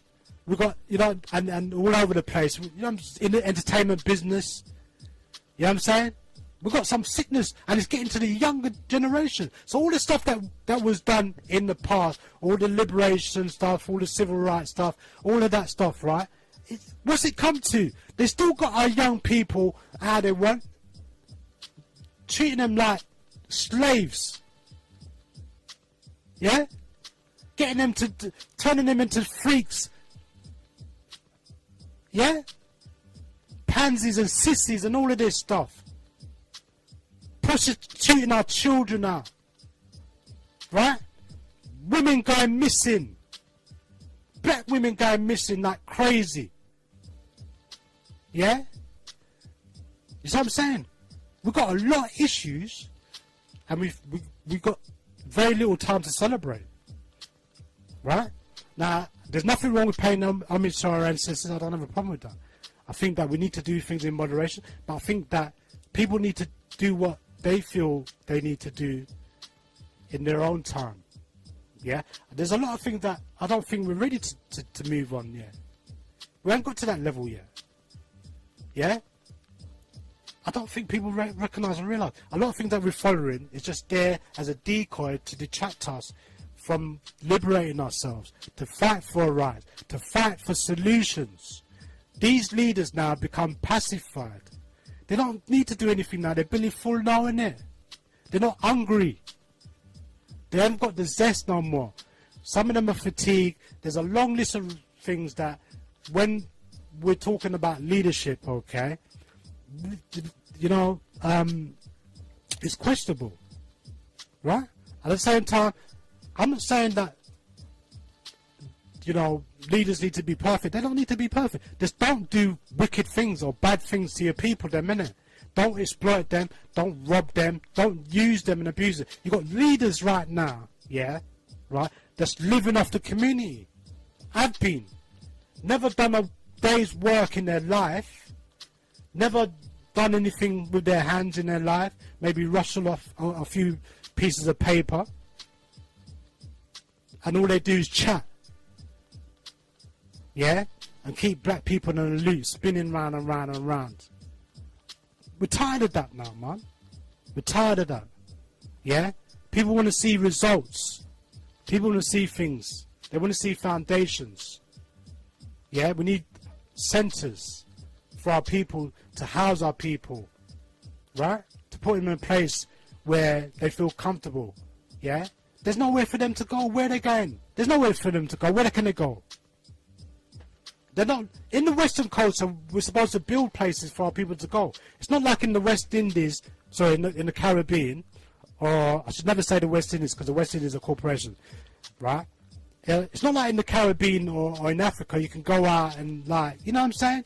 All right, you know, you might not have a lot of things going, yeah, but at least you can go out and see some fresh air, see some scenery, sun in your bones, and fresh fruits and foods and beautiful natural foods, and you know what I'm saying, the whole environment is beautiful and all that. The scenery is that's totally different. But in Western culture, we can't just live off fresh air. We need places to go. We need to house our children. We need to educate our children. We need to train them. We need to put them in a place where they need to be, right? And none of these groups, Kwanzaa's not done nothing for 52 years. They don't even open up a school. My man's living off the Europeans, isn't it? Don't need to do anything. Why? Why do you think, why does man don't need to do anything, innit? Man's getting fat, innit? Off the man them, innit? Because man knows what side his bread's being buttered, innit? So he don't need to do nothing. He's got paid. They paid him for the job that he done, the murderation of his own people. He's paid. He's done his information business, innit? He's informed. He's done his business, innit? So he's got paid. That's his legacy, innit? They're looking after certain man, innit? Man's getting looked after. Can't you see that? Yeah? Seriously, man.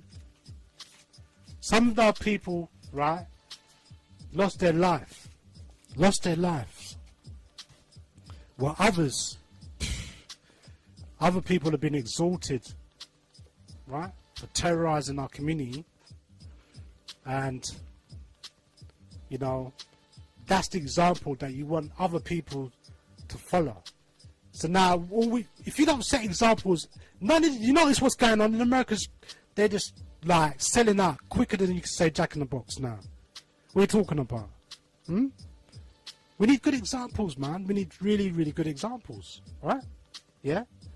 I'm saying that we got to change this kind of personally cult hair worshipping mindset.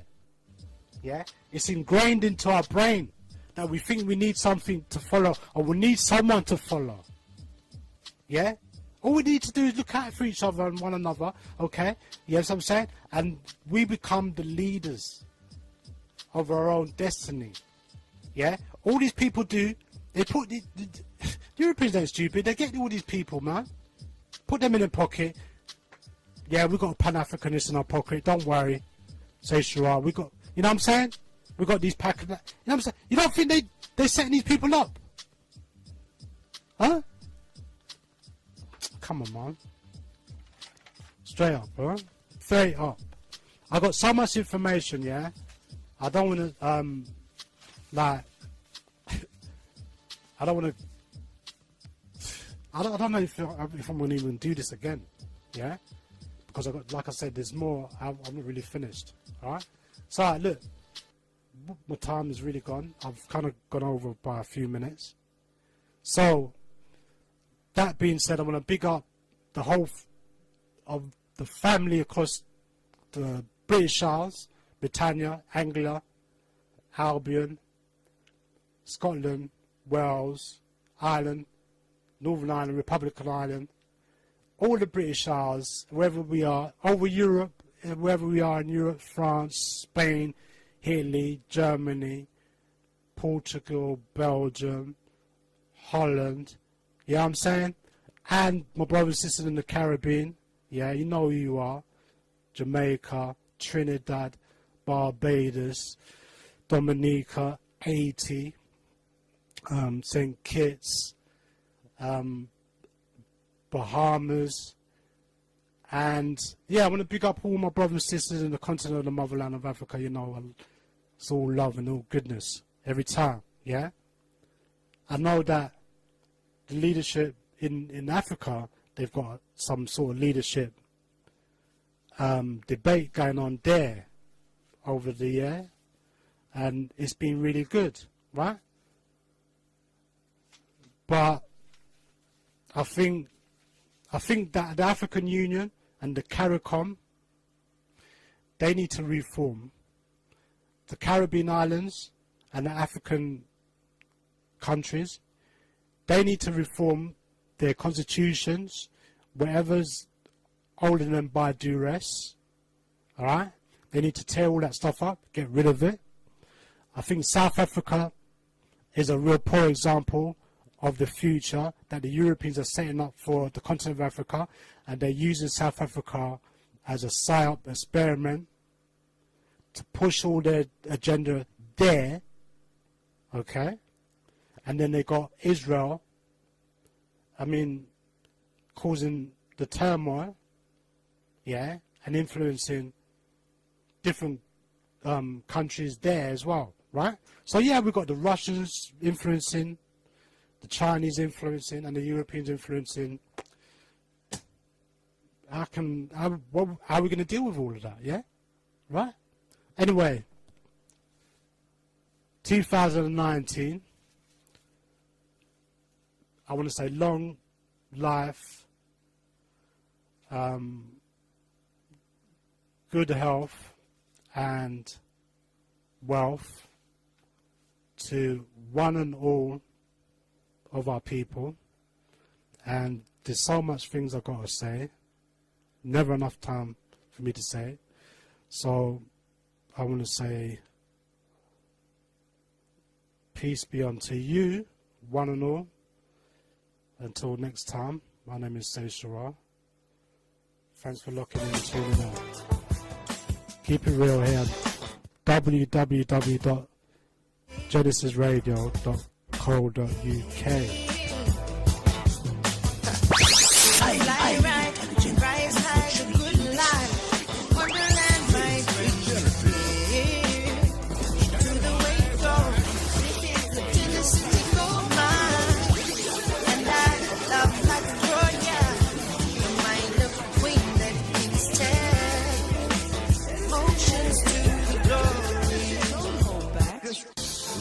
This is Genesis.